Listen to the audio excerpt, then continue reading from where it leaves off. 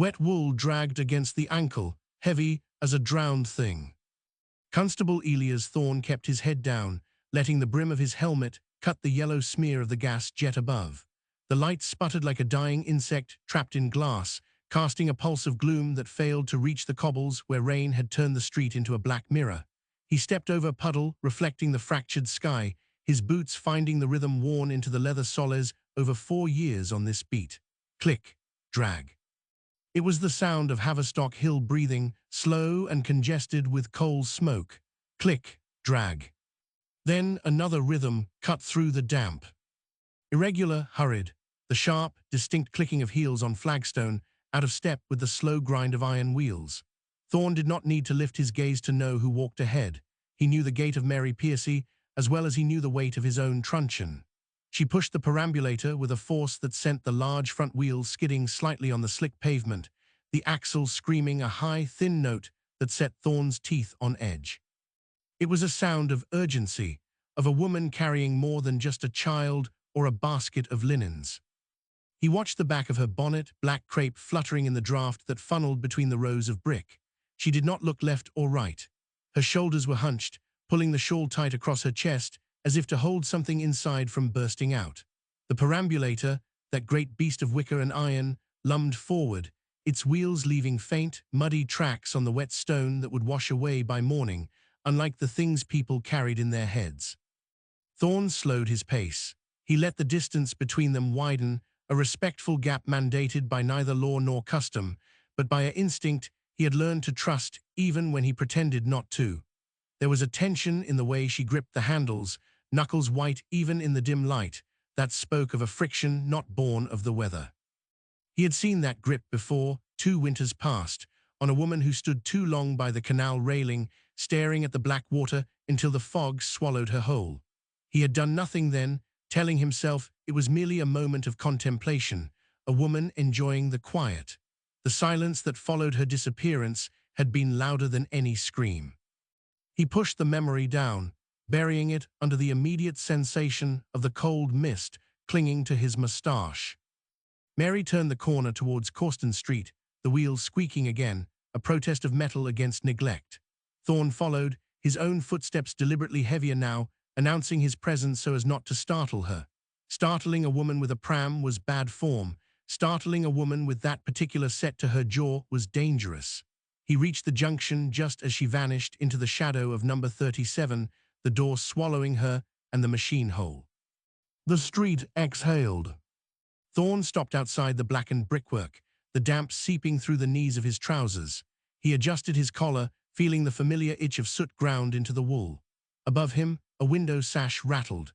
Mrs. Gable leaned out, her face a pale moon framed by dirty lace curtains that smelled perpetually of boiled cabbage and stale tobacco. She saw him, her eyes narrowing in the gloom, and beckoned with a finger that looked like a dried twig. Thorne lifted his hat a mere inch, the gesture automatic and devoid of warmth. "Constable," she hissed, the word dropping like a stone into the space between them. "Did you hear it?" "Hear what, Mrs. Gable?"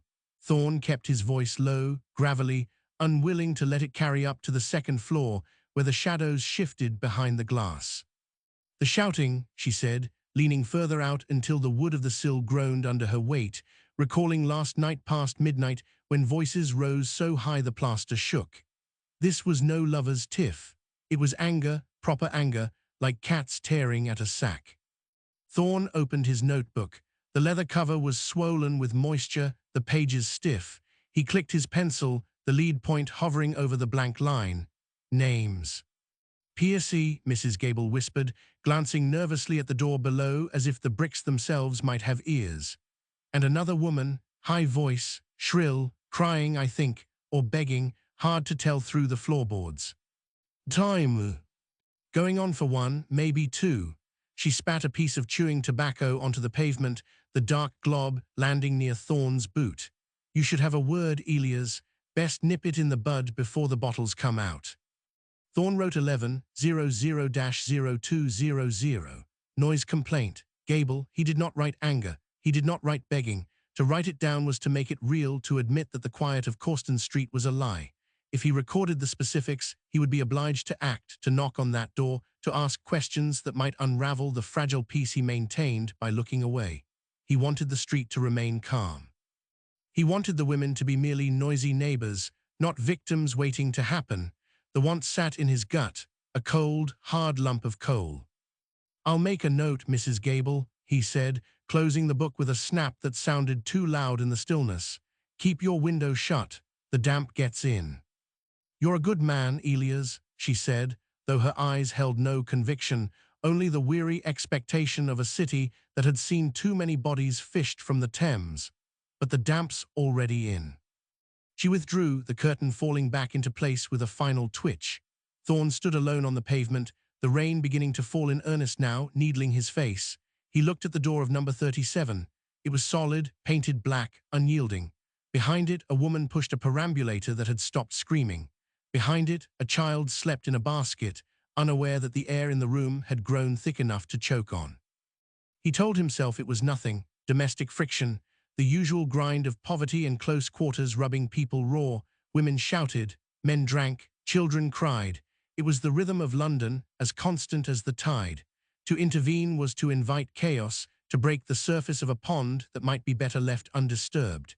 He had learned that lesson in the canal, in the silence of a neighbor's empty room.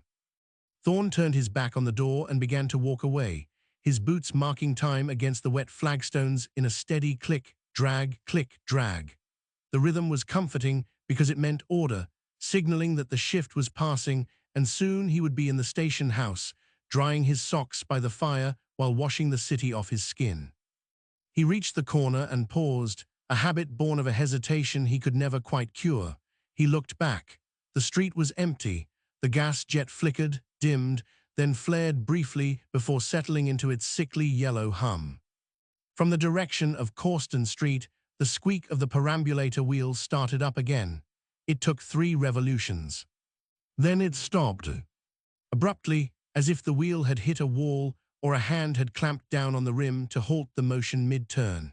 There was no deceleration, no gradual slowing of the axle, just a sudden, violent cessation of sound. Thorne froze. His thumb found the brass button on his tunic, rubbing the metal in a tight, circular motion. The cold brass warmed against his calloused skin, a small, grounding heat in the rising chill. He waited for the sound to resume, for the cry of a child, for the slam of a door.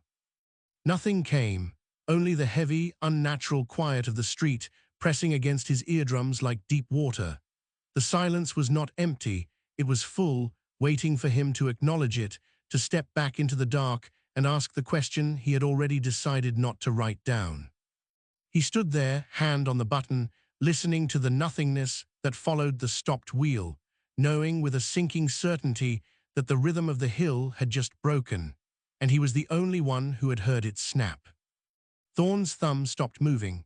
The polished mother-of-pearl disc cooled against the pad of his finger, the heat leaching away into the damp air of the street. He stood fixed, his breath hanging in a grey plume before him, waiting for the squeak to resume, for the cry of the child, for the slam of a door that would justify the knot tightening in his gut. Nothing broke the stillness. The fog rolled thicker, swallowing the gas light until the globe above him was nothing but a bruised smudge in the gloom. "Nothing," he said. The word fell flat, absorbed by the wet bricks. Just the wind. He lied to the pavement. He lied to the empty street. He lied to the ghost of the neighbor who had died in the canal 2 winters past, the one whose silence he had also mistaken for peace. Thorne shifted his weight, the leather of his boots creaking in protest, and turned his head towards number 37. The black door remained unyielding, the paint blistered from years of rain and neglect. It looked like every other door on Causton Street, yet it felt different, heavy with a secret that pressed against the wood from the inside. He took a step forward, then another.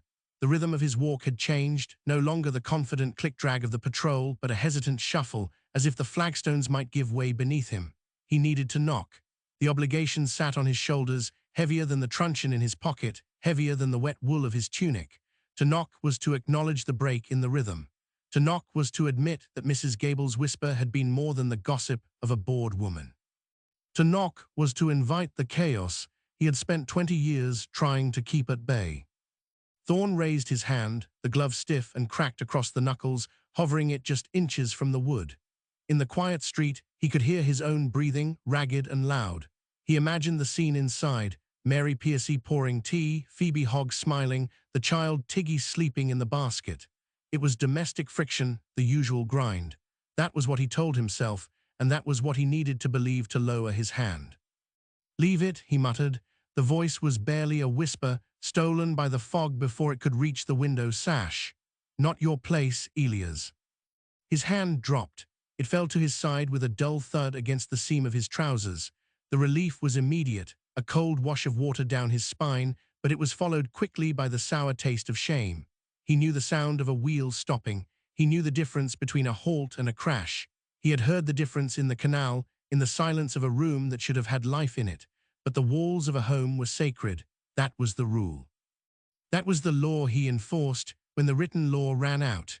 You did not cross the threshold unless the blood was already on the step. Thorne turned away from the door, forcing his boots to find the rhythm again. Click, drag, click, drag. The sound was wrong, disjointed, lacking the confidence of the earlier patrol as he walked towards the corner with his eyes fixed on the wet shine of the pavement, refusing to look back. If he looked back, he might see the curtain twitch. He might see Mrs. Gable's pale moon face watching him, judging the cowardice of his retreat. Keeping his gaze down, he counted the flagstones, measuring the distance between himself and the sin he was allowing to happen behind the black paint of number 37. The fog thickened as he reached the junction. It clung to his eyelashes, blurring the edges of the world until London was reduced to the few feet of ground beneath his boots. He stopped again, unable to help himself, and glanced over his shoulder. The street was empty. The gas jet flickered, dimmed, then flared briefly before settling into its sickly yellow hum. Number 37 was indistinguishable from the rest, a dark mouth in a row of dark mouths. "God forgive us," he said. The words were for him alone, a prayer that felt like an accusation.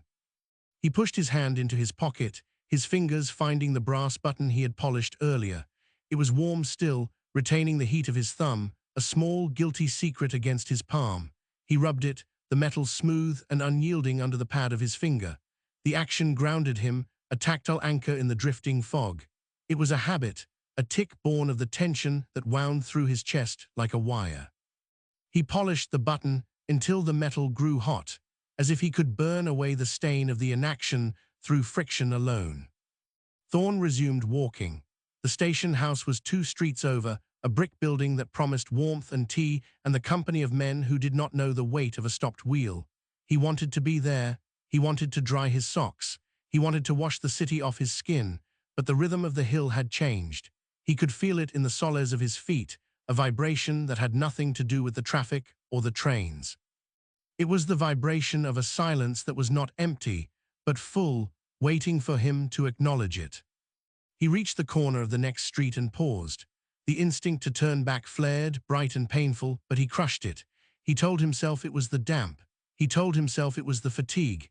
He told himself that Mary Pearcey was a neighbor, not a criminal, and that Phoebe Hogg was a friend, not a victim.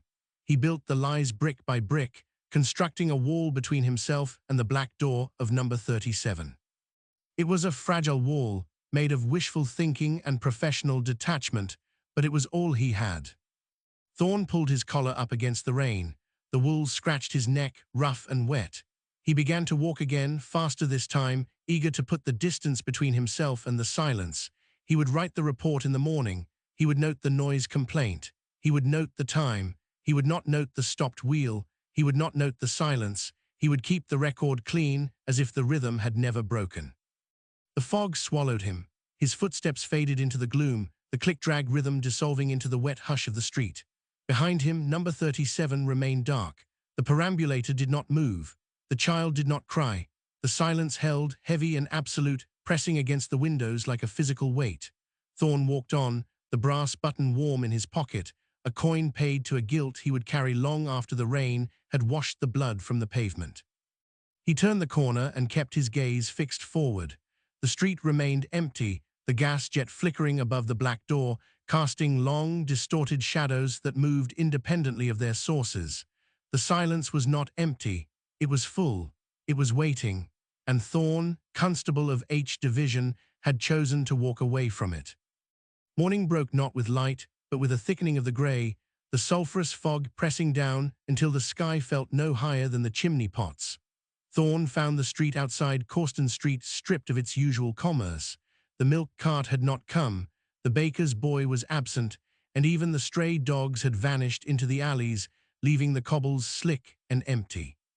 The absence of sound pressed against his ears like cotton wool stuffed deep into the canal, a physical weight that made him tilt his head as though trying to catch a frequency just beyond human hearing.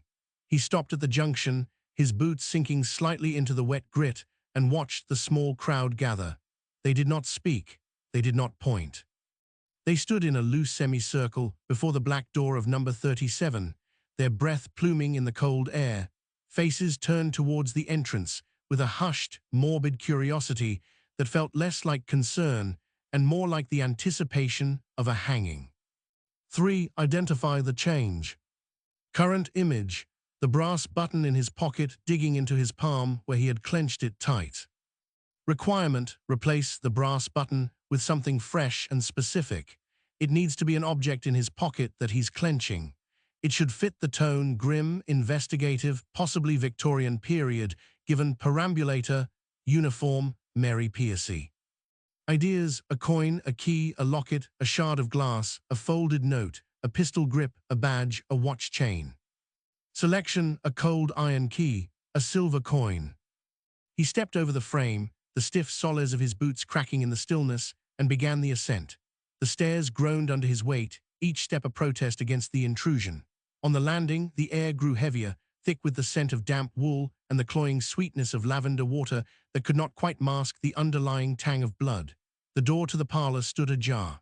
Thorne pushed it open with the toe of his boot, unwilling to touch the handle with his bare hand.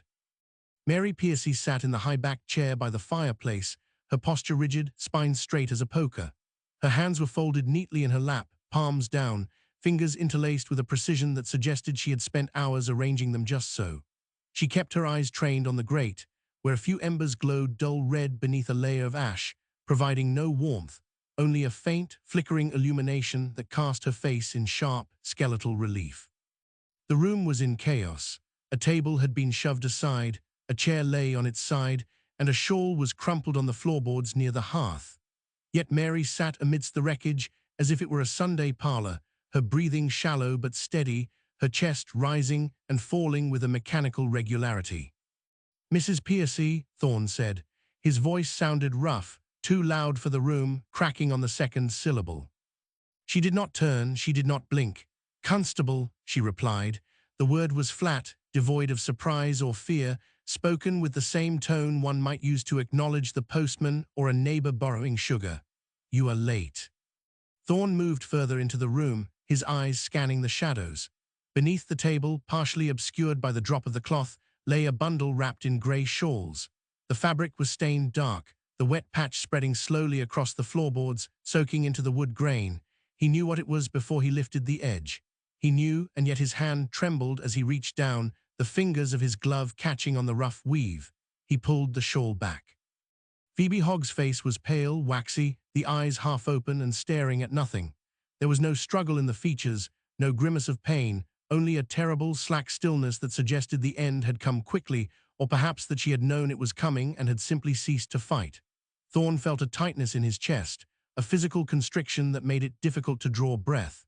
He let the shawl fall back into place, covering the face, and straightened up. His knees popped, the sound loud in the quiet room. "And the child?" he asked. The question hung in the air, heavy and unavoidable. Mary finally turned her head. Her eyes were dry, red-rimmed but tearless, looking through him rather than at him. She gestured with a slight tilt of her chin towards the corner of the room, where a small basket sat overturned near the fender. It was empty. The lining was stained, a dark smear on the white cotton, but there was no body, no Tiggy. "He is not there," Mary said. Her voice was soft, almost conversational, as if discussing a missing umbrella rather than a missing boy. "He is safe now. They are both safe." Thorne looked from the woman to the empty basket, then back to the bundle under the table. The logic of the room did not hold. The pieces refused to fit together into a picture that made sense. A mother did not leave her child's body in a corner and sit calmly by the fire. A neighbor did not kill a friend, and then ask about the weather. And yet, here they were. The iron wheels still clicked in the hallway, a rhythmic reminder of the journey that had ended here. Thorne felt the urge to shout, to shake the woman, to demand the location of the boy, but the words died in his throat. He saw the set of her jaw, the absolute finality in her posture, and understood that the investigation had already concluded in her mind. The verdict was delivered. The sentence was being served in this room, long before the law could catch up. He took a step towards the corner, his boot heel grinding on something gritty. Ash, or perhaps bone dust. He could not tell. He crouched, his joints stiff, and peered under the chair. Nothing but shadow and the smell of old smoke. When he rose, his back protested, a sharp lance of pain that reminded him of his age, of the years spent walking these beat, of the things he had seen and the things he had ignored. "It is quiet," Mary said, smoothing the fabric of her skirt with deliberate slowness. "Too quiet." Her hands moved slowly over the material. "Don't you think, Constable?" she asked, suggesting that the silence was worse than the noise. Thorne did not answer. He looked at the window, where the fog pressed against the glass, blurring the world outside into a formless grey void. Inside, the air was stagnant, suffocating, filled with the presence of death and the absence of life. He thought of the brass button in his pocket, warm from his touch, a useless talisman against the horror of the room. He thought of the milk cart that had not come, of the neighbors standing in the street, of the wheels still spinning in the hall. "Did you do this, Mary?" he asked. The use of her first name slipped out, a breach of protocol, a moment of human weakness in the face of the inhuman. She looked at him then, really looked at him, and for a fleeting second he saw a flicker of something in her eyes. Not remorse, not madness, but a terrible, exhausted clarity. "I did what had to be done," she said. "The rest is just waiting." She paused, her head tilting slightly to the side, listening to the rain that had begun to tap against the pane, a soft, irregular rhythm that competed with the clicking of the wheel in the hall. "Is it raining outside, Constable?" she asked softly. "I cannot tell. It seems important somehow to know if it is raining." Thorne opened his mouth to answer, to tell her that yes, it was raining, that the whole of London was drowning in the damp, but the words stuck in his throat. He looked at the bundle under the table, at the empty basket, at the woman who sat so straight and still in the chair. The question hung between them, absurd and heartbreaking, a triviality offered up in the shadow of catastrophe. He realized then that he would never get an answer that made sense, not really. The truth was not in the words she spoke, but in the silence she kept, in the way she watched the window, waiting for the rain to wash the world clean. He turned towards the door, his hand reaching for the frame to steady himself. The clicking of the wheel had stopped. The silence rushed in to fill the gap, heavy and absolute, and somewhere in the fog, beyond the reach of the law, a child was crying, or perhaps it was just the wind. The hallway smelled of boiled cabbage and something copper-sharp, like a penny held under the tongue. Thorne stepped over the perambulator. It lay on its side, one iron wheel still turning, the spokes catching the dim light from the street lamp outside. Click, click, click. The sound echoed off the bare boards, a metronome counting down seconds nobody wanted to keep.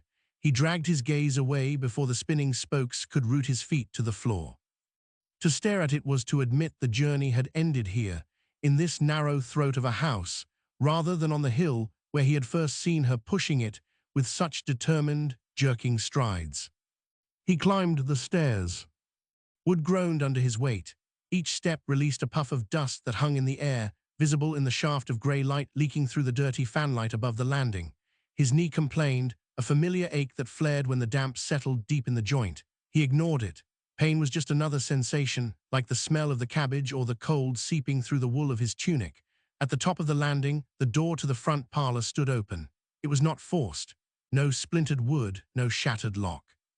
Just an invitation, wide and terrifying. Inside, the air was stagnant, thick. It pressed against his face like a wet cloth. Mary Pearcey sat in the high-backed chair by the fireplace. She did not rise when he entered. Her hands lay folded in her lap, palms down, fingers interlocked so tightly the knuckles showed white against the dark fabric of her dress. She looked at the grate, where a few embers glowed faintly beneath a layer of ash, rather than at the constable standing in her doorway. Her breathing was shallow, barely moving the bodice of her gown, yet she was not still. A tremor ran through her left leg, a rapid, nervous vibration that shook the hem of her skirt. "Mrs. Pearcey," Thorne said. His voice sounded rough, scraped raw by the smoke of the city. She did not answer. She simply tilted her head towards the table in the center of the room. Underneath the table, something lay bundled in grey shawls. The fabric was heavy, woolen, stained dark near the edges where liquid had seeped out and soaked into the floorboards. Thorne moved forward. His boots made no sound on the rug, which was worn thin in the path between the door and the fire. He knelt. The movement sent a spike of pain through his lower back, a reminder of the years spent bending over evidence that always looked the same: blood, bodies, broken things. He reached out. His glove caught on the rough weave of the shawl. He pulled it back. Phoebe Hogg's face was pale, waxy, the eyes half open and staring at nothing.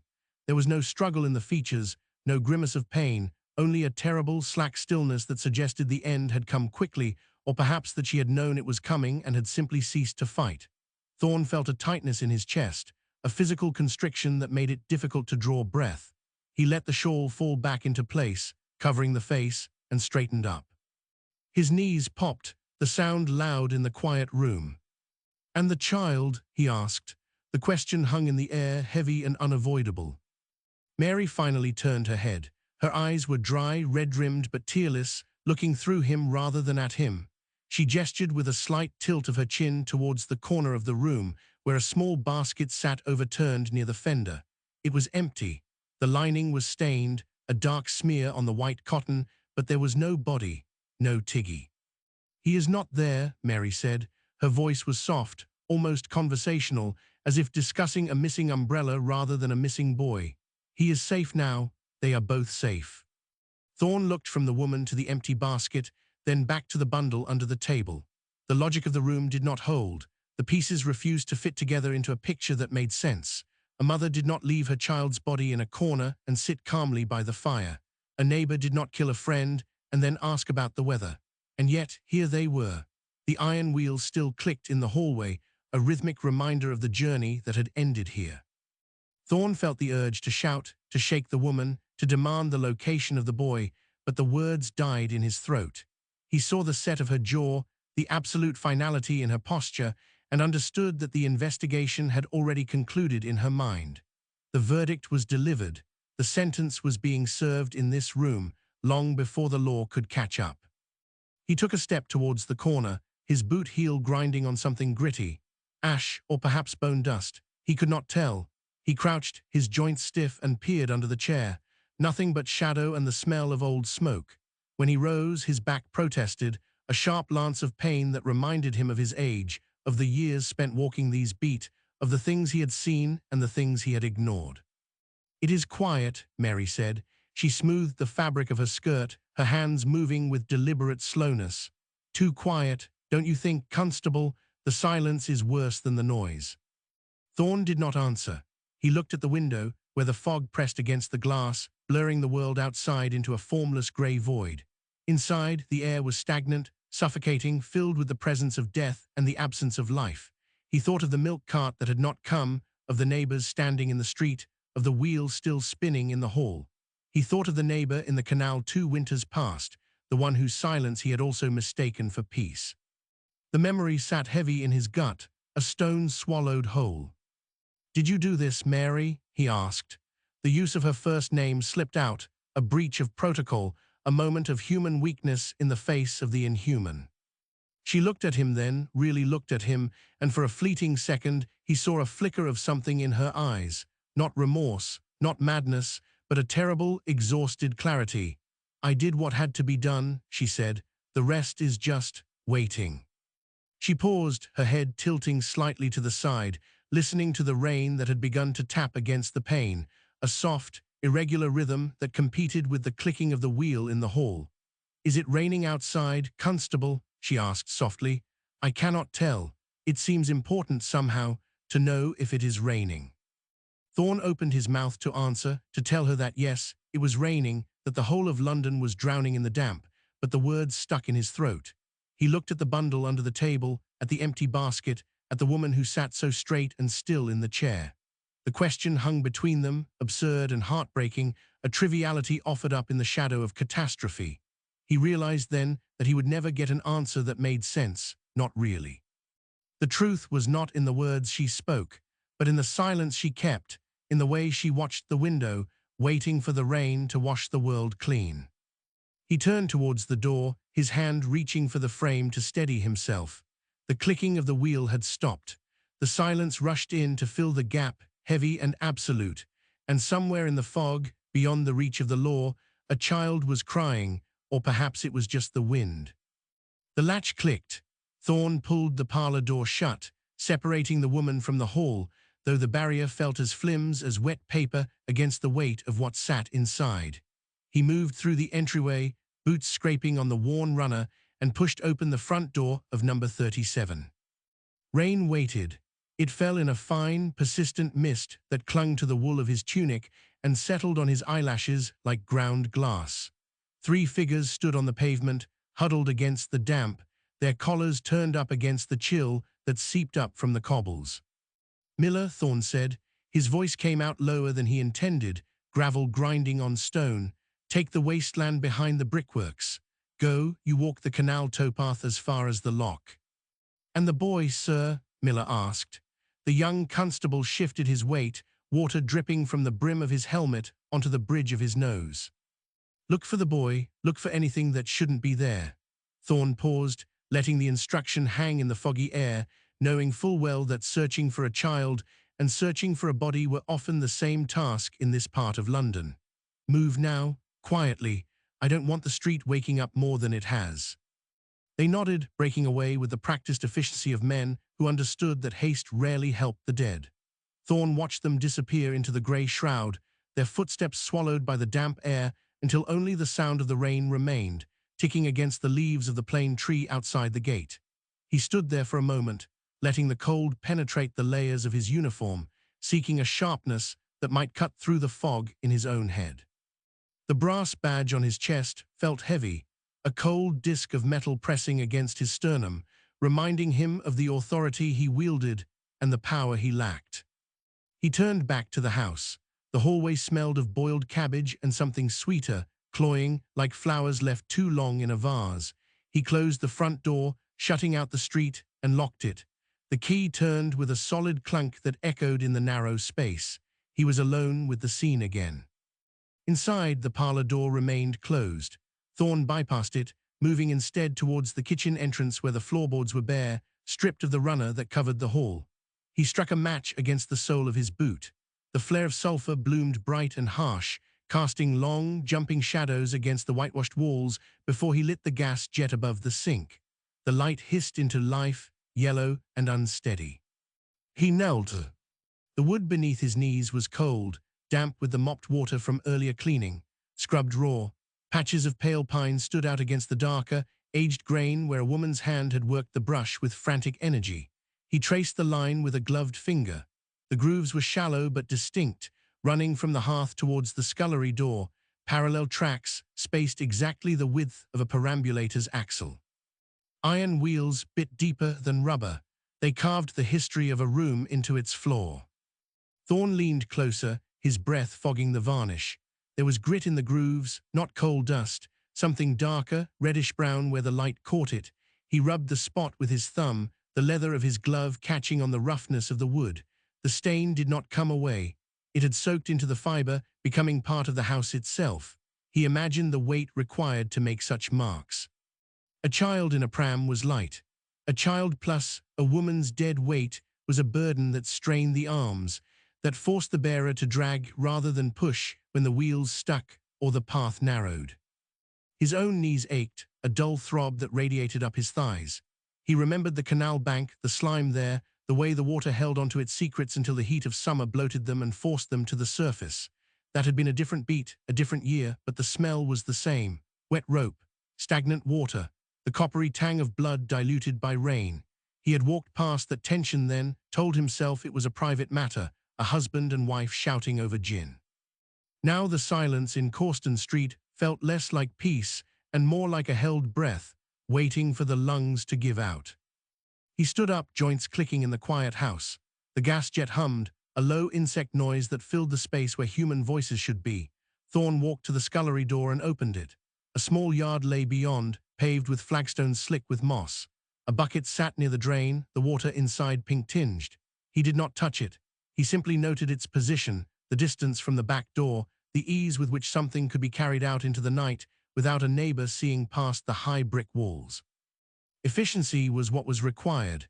Catalogue the evidence, secure the location, and wait for the detectives from the city to arrive and take the burden of command. Yet the burden sat on his shoulders regardless of rank, a weight distributed unevenly across the spine. A cough came from the hallway. Thorne stiffened, hand going instinctively to the truncheon at his belt before he remembered where he was. He stepped out of the kitchen, extinguishing the match in his palm, and moved towards the front of the house. A shadow shifted near the window where the curtains had not been fully drawn. Someone stood outside, pressing close to the glass, trying to see through the condensation. Thorne opened the door.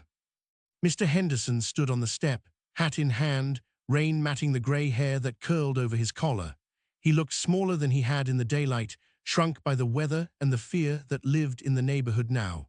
He did not meet Thorne's eyes, focusing instead on the constable's boots, which were muddy from the yard. "I heard the men leave," Henderson said. His voice trembled, a dry leaf skittering on pavement. I wondered if you needed to know anything else about the morning." Thorne looked at the neighbor, at the way his hands twisted the brim of his hat, worrying the felt until the shape distorted. The man knew something, or he thought he did. In this street, rumors traveled faster than truth, but sometimes they carried the same cargo. "Come inside, Mr. Henderson," Thorne said, stepping back to clear the threshold. "Stand by the fire," he added. "You look half-drowned." Henderson hesitated, glancing over his shoulder at the empty street, then crossed the threshold into the hall. He brought the smell of wet wool and tobacco with him, a sharp contrast to the cloying sweetness of the parlor. Thorne closed the door against the rain, shutting them both into the dim light of the hallway, where the floorboards held the tracks of a crime that was only just beginning to speak. "Tell me about the wheels," Thorne said. Henderson swallowed, his Adam's apple bobbing in the thin light. They groaned, Constable, like they were carrying stone. Carbolic soap fought a losing battle against the scent of old tobacco and damp wool. The corridor of the station house stretched long and narrow, lit by gas jets that hissed like angry snakes whenever the draft caught them. Thorne leaned his shoulder to the plaster, the cold seeping through the thick wool of his uniform tunic until it settled in the bone.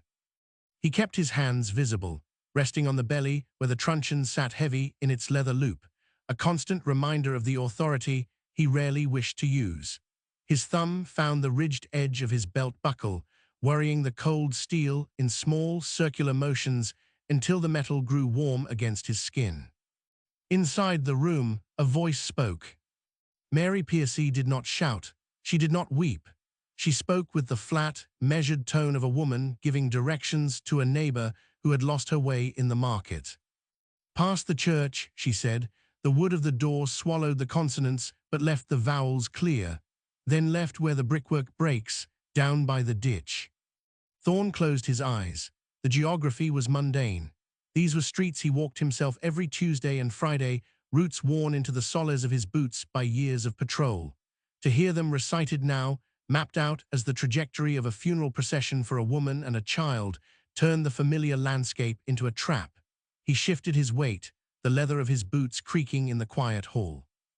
A detective stood inside with her, asking questions that sounded like blunt instruments, heavy and uncrafted, but she answered each one with a precision that denied them any leverage. "How far did you walk?" the detective asked. His voice was muffled, thick with the smoke of a cigar he should not have been smoking indoors. 3 miles, Pearcey said.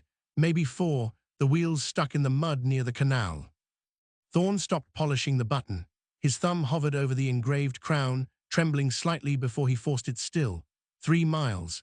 The distance was not great for a healthy woman pushing an empty pram, but the weight changed the arithmetic of effort. He knew the Perambulator. He had seen it standing in the hall at Causton Street, the iron rims bright against the dark wood of the spokes. He had seen the grooves it carved into the floorboards where the weight had settled during the night. To drag that iron burden through the mud of Hampstead, with the dead weight of a grown woman and a toddler inside, required a strength that bordered on the unnatural, or a desperation that erased the body's limits. He opened his eyes and looked at the floor. The linoleum was worn thin near the door, pattern faded to a ghost of its original design. Dust motes danced in the gaslight, swirling in the updraft from the vent. They looked like ash. Everything in London looked like ash eventually, settled into the weave of clothes and the lines of faces, gritty residue that no amount of scrubbing could remove. Thorne rubbed his chin, the stubble rough against his palm. He had not shaved since the body was found. The neglect felt appropriate, a small penance for having walked past the black door so many times without seeing what lay behind it. "Did you stop?" the detective asked. "To rest, yes." Pearcey's voice did not waver. "Near the toll gate, I sat on the wall." Thorne pictured the wall, low brick, topped with iron spikes, running along the edge of the road where the fog gathered thickest. He had leaned against that same wall during rainstorms, waiting for the downpour to ease before continuing his beat. To sit there with a dead load in a perambulator, hiding in the shadow of the toll gate while the world passed by on omnibuses and carts, required a composure that chilled him more than the damp seeping through his boots. It was not the act of killing that haunted him, but the logistics of the aftermath, the carrying, the hiding, the sheer physical labor of erasing a life from the street. He remembered the canal bank from 2 winters past. The slime there had a smell that clung to the back of the throat, sweet and rotting. He had found the neighbor there, face down in the reeds, and he had told himself it was an accident, a slip, a misstep caused by gin and grief. Now, listening to Pearcey delineate the route with the clarity of a mapmaker, he understood that he had been complicit in that silence too. His inaction was a wall she had climbed over. "Why that route?" the detective asked. "It was quiet." Thorne flinched. The simplicity of the answer struck him harder than any confession of violence. Quiet, that was what he wanted for his beat. Quiet streets, quiet houses, neighbors who did not shout so loud the plaster shook. He had mistaken silence for peace, believing that if the noise stopped, the danger had passed. But silence was just another kind of noise, one that required effort to maintain.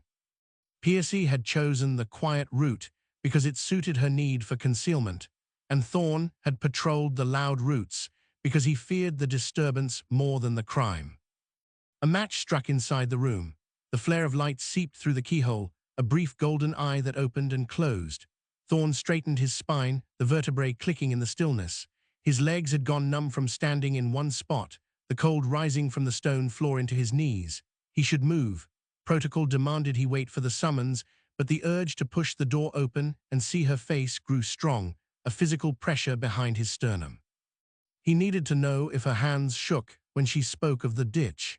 He needed to see if the poison she described had left a mark on her skin. "Did you feel anything?" the detective asked. The cigar smoke drifted under the door, acrid and sharp. "Feel," Pearcey repeated. The word hung in the air, suspended like dust. "I felt the weight, that is all." Thorne looked down at his own hands. They were broad, calloused, kept meticulously clean beneath the fingernails as if scrubbing could remove the stain of the city itself. He flexed the fingers, watching the tendons move under the pale skin. He had carried men before, drunks who had fallen in the gutter, brawlers who had taken a bottle to the skull. They were dead weight then, limp and sucking air, but they were men. To carry a woman who had once borrowed sugar from your scullery, a child who had waved from the window, required a severing of connection that he could not comprehend. He shifted his foot, the boot scraping against the floor. The sound was loud in the corridor, a sudden intrusion that made him hold his breath. Inside, the voice stopped. For a second, he thought she had heard him, that she knew he stood on the other side of the wood listening to the inventory of her crime. But the silence stretched only for a heartbeat before she continued, her tone unchanged, moving on to the next landmark, the next turn in the road. "Then the alley," she said, "where the bins are kept." Thorne closed his hand into a fist. The brass button dug into his palm, leaving a circular imprint on the skin. He knew that alley. Every constable in H Division knew that alley. It was where the refuse of the hill was dumped before the carts came on Monday mornings. To place a body, there was to treat it as rubbish, something to be swept out with the ash and the potato peelings. The banality of it stripped away any romantic notion of passion or madness. this was housekeeping. A final, grim tidy-up of a domestic problem. He took a step back from the door. The wood felt warm now, radiating the heat of the gaslight inside. His reflection stared back at him from the varnished surface, ghostly and distorted, a man composed of shadows and grey wool. He looked older than 44.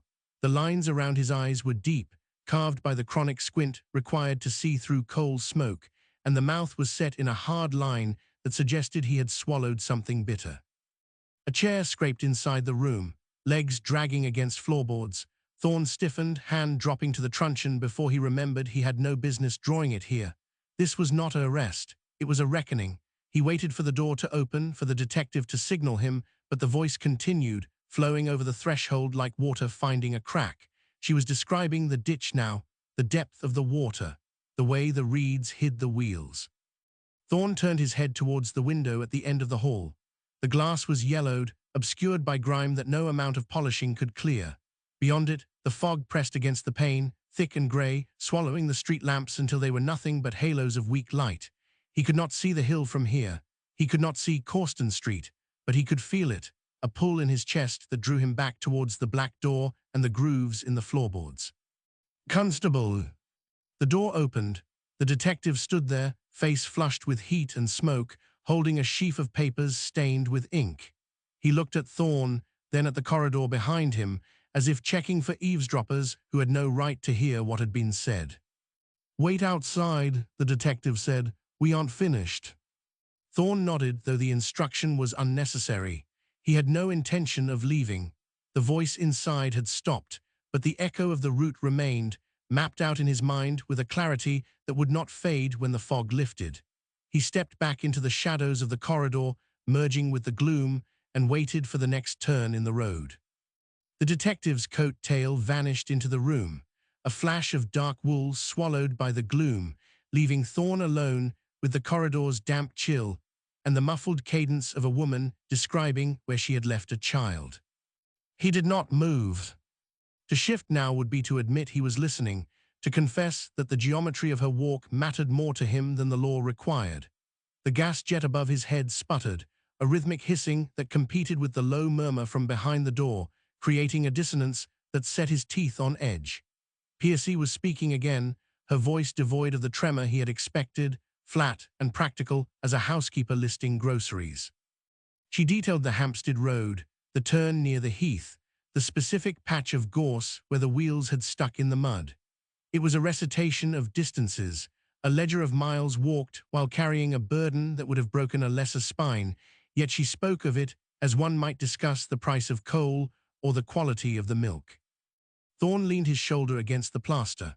The wall was cold, leaching the warmth from his uniform, but he welcomed the bite of it. It grounded him. Inside, the chair scraped again, a harsh grating sound that suggested she was leaning forward, perhaps extending a finger to trace the path on the paper the detective had provided.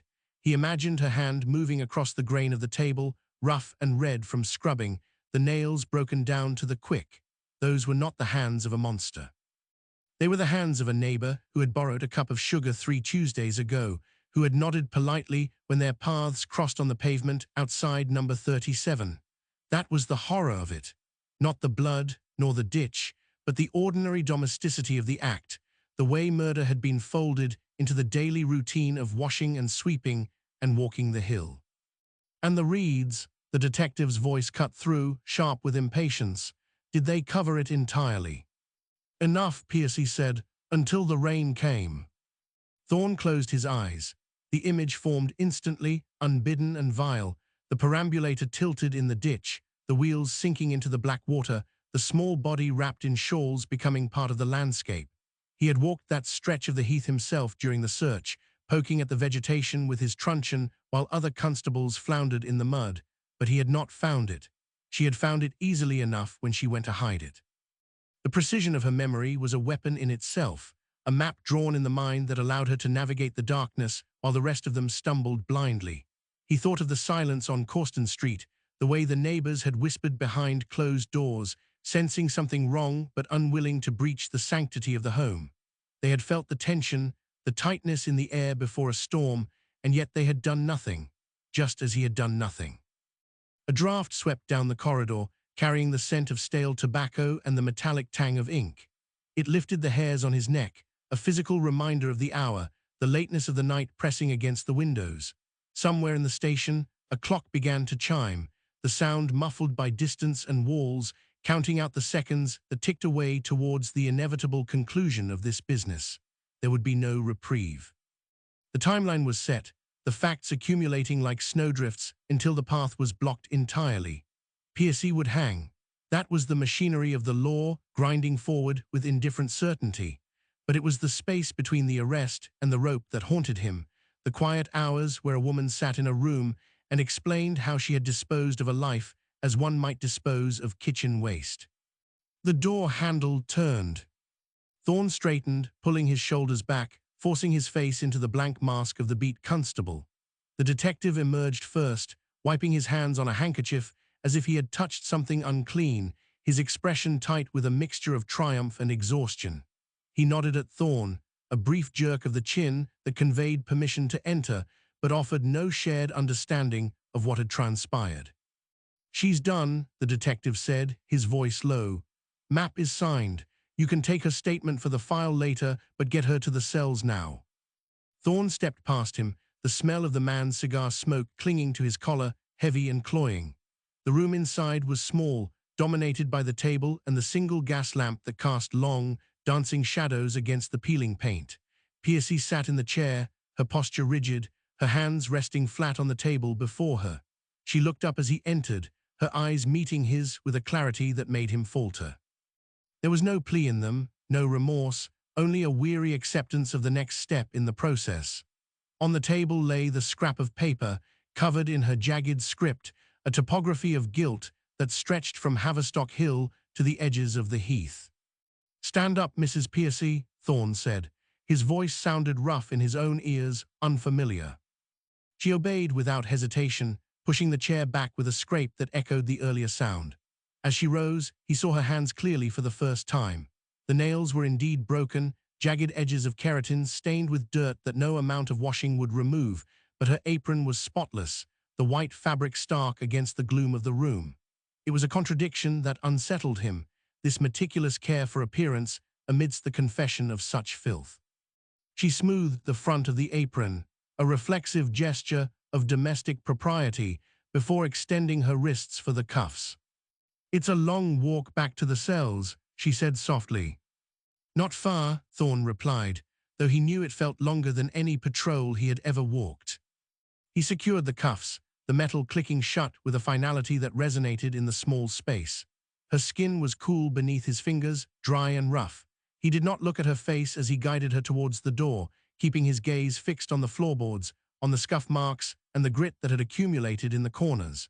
To look at her was to acknowledge the humanity of the thing, and he was not sure he could bear that weight just yet. They moved into the corridor, the gaslight flickering as they passed, casting their shadows long and distorted against the walls. At the end of the hall, near the entrance to the yard where the evidence was stored, a figure waited. It was the sergeant from the yard team, holding the handle of the perambulator. The machine stood there in the dim light, a silent, hulking presence that seemed to dominate the space around it. The wheels were caked in mud, thick clumps of clay and rot that had dried hard as stone, marking the terrain of 3 different parishes. The fabric of the hood was torn, hanging in ragged strips like dead skin, and the iron frame was bent from where it had been dragged through the undergrowth. It looked less like a carriage for a child and more like an instrument of torture, a device built for hauling death rather than life. Thorne stopped. Pearcey stopped beside him, her breathing shallow but steady. She looked at the perambulator, her expression unreadable, before turning her gaze back to the dark mouth of the corridor that led to the cells. "Is that it?" she asked. "That's it," the sergeant said, his voice devoid of sympathy. "Found in the ditch just as you said, reeds and all." Thorne felt a sudden, overwhelming urge to turn away, to walk out of the station and into the fog until the buildings of London disappeared behind him. But he stood his ground, his hand resting on Pearcey's arm, feeling the slight tremor that ran through her frame now that the talking was done. The perambulator waited, a monument to the distance she had traveled, the miles she had walked while the city slept unaware. It was the weight of it that would stay with him, not the confession, not the map, but the sheer physical effort of carrying a secret that heavy for so long. "Move along," Thorne said, his voice barely a whisper. They walked past the machine, the wheels silent now, stripped of their burden but heavy with the memory of what they had carried. The fog outside pressed against the glass of the entrance, waiting to swallow them whole. The shout tore through the damp air before the fog had fully lifted, a ragged cry selling death by the halfpenny. Thorne kept his shoulders square, the wool of his tunic heavy with moisture, and walked past the boy without breaking stride. Ink stained the paper sheets, smudging wet where the drizzle had caught the stack, and the headlines screamed in bold type about a female fiend. Haverstock Hill, murder, child. The words danced in the grey light, distorted by the water running down the page.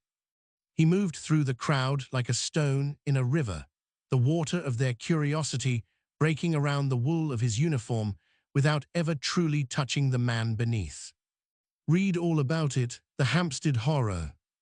Thorne ignored the bait. His truncheon hung heavy at his hip, a familiar weight that offered no comfort now. The street was busier than usual, knots of men standing on corners with hands deep in pockets, heads bowed together in conspiratorial huddles.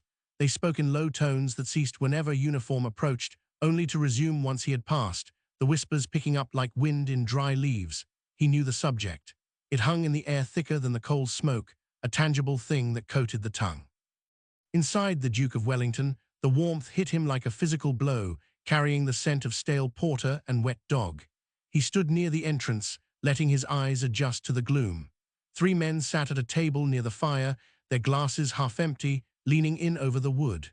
One of them held a broadsheet, smoothing the creases with a beer-stained finger. "Say what you like," the man with the paper muttered, tapping the column print. "White-Capel had his knives, this one had the pram." "Same blood, isn't it?" another replied, wiping foam from his lip. "Monster's monster, don't matter the tool." Thorne shifted his weight, the leather of his boots creaking softly. He should have kept walking. Protocol dictated he remain above the fray, an impartial instrument of the law rather than a participant in the gossip. But the comparison sat wrong in his gut, a sour lump that refused to settle. It reduced the specific, ugly truth of Causton Street to a legend, something mythical and distant rather than the brutal reality of a woman scorned. "That's enough," Thorne said. The 3 men looked up. The one with the paper froze, his hand hovering over the headline. "Constable," the man said, attempting a smile that did not reach his eyes. "Just discussing the news." "There is no news you haven't read," Thorne replied, his voice low and gravelly, before adding that there is no monster here, just a woman who killed her neighbor. "Neighbor," the 3rd man scoffed, leaning back in his chair, and declared that dragging a child through the heath in the rain was hardly neighborly business. That was the Ripper's work, plain as day. "The Ripper is dead or gone," Thorne said, dismissing the notion as mere jealousy, plain and simple, and warning against dressing it up for one's own amusement. He turned before they could respond, pushing back out into the street. The cold air cleared the smell of beer from his nose, but did little to cleanse the irritation. They wanted a phantom. A ghost in the fog was easier to fear than a woman who lived next door, who borrowed sugar and smiled over the fence. A monster could be hunted, a neighbor had to be lived with. Thorne walked the length of the hill, his eyes scanning the pavement. The shops were open, displays of meat and bread visible through the glass, life continuing despite the blood spilled 3 doors down. A woman swept her step, pausing to watch him pass. He nodded, brief and formal, and she looked away quickly, returning to her broom with renewed vigor. Everyone knew everyone here. That was the trouble. The intimacy of the street made the violence harder to swallow. He stopped near the junction, pulling a notebook from his pocket. The pages were damp, swelling at the edges. He needed to write something, anything, to anchor the facts against the rising tide of fiction. Dates, times, locations, but the pen hovered over the paper, refusing to make a mark. What was the use of recording the truth when the city had already decided on a story? A cart rumbled past, the horse slipping slightly on the wet stones. The driver cursed, cracking the whip, and the sound echoed sharply off the brickwork. Thorne flinched, a small, involuntary movement he hoped no one saw. His hand went to his pocket, fingers brushing the fabric where the silver stag emblem would be on his tunic, seeking the cold relief of metal, but finding only wool. He dropped his hand quickly. "Officer!" Thorne turned. A young man stood nearby, holding a stack of unsold papers. He looked nervous, shifting his weight from foot to foot. "You want one?" the boy asked, gesturing to the stack. "Special edition, comes out in an hour." "Keep your stock," Thorne said. "There's enough lies in circulation without buying more." The boy shrugged, tucking the papers under his arm. "They sell, though. People want to know." "People want to be scared," Thorne corrected. "There's a difference." He walked on, leaving the boy standing in the drizzle. The sky was a uniform grey, offering no indication of the time other than the deepening shadow of the buildings. He needed to clear the corner near the pub. Loitering was an offence, and the group he had seen earlier was still there, likely spreading the same poison he had just silenced inside. As he approached the junction, the voices rose again. 4 men this time, standing close together, blocking the pavement. One of them gestured wildly, mimicking a stabbing motion with a clenched fist. They laughed, a harsh sound that grated against the wet brick. Thorne slowed his pace, his hand resting lightly on the truncheon. He could move them on. He should move them on. But the words they were speaking caught his ear, specific details that had not been released to the press. "She cut the throat first," one man said, leaning in. "Then the little one said it was mercy." "That's not what I heard," another countered. "I heard she drowned them in the tub." Thorne stopped 10 feet away. The men noticed him this time, their conversation halting mid-sentence. They did not disperse. They stood their ground, watching him with a mixture of defiance and curiosity, waiting to see if he would correct them or let the myth grow. The rain began to fall harder, needling his face, running in cold rivulets down the back of his neck. He tightened his grip on the notebook in his pocket, the damp paper softening against his palm. "Move along," Thorne said. The man with the clenched fist smiled, a slow, ugly expression. "Or what?" he asked. "You gonna arrest us for talking?" Thorne stepped closer, invading the man's space, until he could smell the tobacco on his breath. "I'll arrest you for obstructing the king's peace," Thorne said, "and I'll take you down to the station where you can tell the sergeant all about your sources." The smile faltered. The man looked at his companions, seeking support, but found only shifting feet and averted eyes. Thorne held his ground, letting the silence stretch between them, heavy and uncomfortable. He knew he was winning, but the victory felt hollow. Silencing the talk did not stop the thinking. The idea was already out there, running loose in the streets like a stray dog. He waited for them to break. One of them muttered an oath and stepped off the pavement, walking away into the fog. The others followed, scattering like birds. Thorne watched them go, his chest tight. He turned back towards the main road, intending to continue his patrol, but a shout from further down the hill caught his attention. A newspaper boy was running towards him, waving a fresh sheet above his head. "Extra, extra, Pearcey committed to Newgate." Thorne stopped. The boy skidded to a halt in front of him, holding out the paper. The ink was still wet, glistening black in the gloom. Thorne looked down at the headline. The letters were bold, demanding attention, reducing the complex tragedy of a life undone by jealousy to a single sensational word printed in capital letters across the bottom. "Famed." The rain hit the paper, causing the ink to run, blurring the word until it looked like a smear of blood on the white stock. Thorne stared at it, unable to look away. The boy waited, hand outstretched for the coin, but Thorne's hands remained rooted at his sides, ignoring the silent plea. He just stood there, the wet paper trembling slightly in the wind, while the city buzzed around him, hungry for the next piece of the story. Thorne let the boy keep the coin. He walked past the stack of unsold newsprint, the damp smell of ink rising to meet him as the wind shifted. Pavement slicked with grease and rain reflected the gaslight in fractured shards. He kept his hands inside his pockets, fingers curling around the notebook until the edges bit into his palm. The urge to turn back nagged at him, a persistent itch between the shoulder blades, but he forced his gaze forward. Causton Street waited. The rumors waited. Around the corner, the pub exhaled a cloud of tobacco smoke and warm beer breath into the chill evening. 4 men stood outside the door, collars turned up against the drizzle. They were not drinking, they were talking. Thorne slowed his approach, the rhythm of his steps changing from patrol steadiness to something softer, less threatening. He needed to hear them before they saw him. A circumflex heard it was the husband, one said, spitting into the gutter. Jealousy-like. Husband's in the clear, another replied. It's the woman from next door, Pearcey, mad as a hatter. Ripper's got nothing on her. Thorne stopped. The words landed heavy, landing with the weight of a stone dropped down a well. He stepped into the circle of light cast by the pub window. The men turned, faces half obscured by shadow and the brims of their caps. Recognition flickered in their eyes, followed by a sullen defiance. They did not scatter. This was not a gang of thieves caught mid-crime. This was gossip made flesh.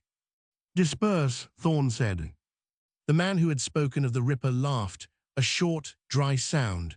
He held a clay pipe in one hand, unlit, twisting it between thumb and forefinger. Standing on the pavement is no offense, officer, the man said. Last I checked. Obstruction, Thorne replied, and spreading false accounts of a criminal investigation. False, the man stepped closer, emboldened by the drink smell on his own clothes. You telling us you know what happened in that house, you inside when it finished. Silence stretched from Thorne before he spoke. He looked at the man's hands, rough and stained with coal dust, then up to the eyes which held a hunger for violence disguised as curiosity. The city wanted a monster. It needed one. A domestic squabble turned bloodletting was too small, too mundane for the hunger of the papers. They needed the Whitecapel ghost to walk again in Haverstock Hill. I know enough to tell you to move, Thorne said. Everyone knows she sliced them open, a third voice chimed in from the back. Same as the others, throat to ear. Thorne felt the muscle in his jaw tighten. He could arrest them. He could take them down to the station, fill out the forms, listen to the sergeant sigh about overcrowding. It would change nothing. The words were already out, flying over the rooftops like pigeons carrying disease. Mrs. Pearcey is in custody, Thorne said. The matter is before the courts. Speculation helps no one. Helps the papers sell, the first man said. He tossed the unlit pipe into his pocket. And helps us know if we're locking our doors at night.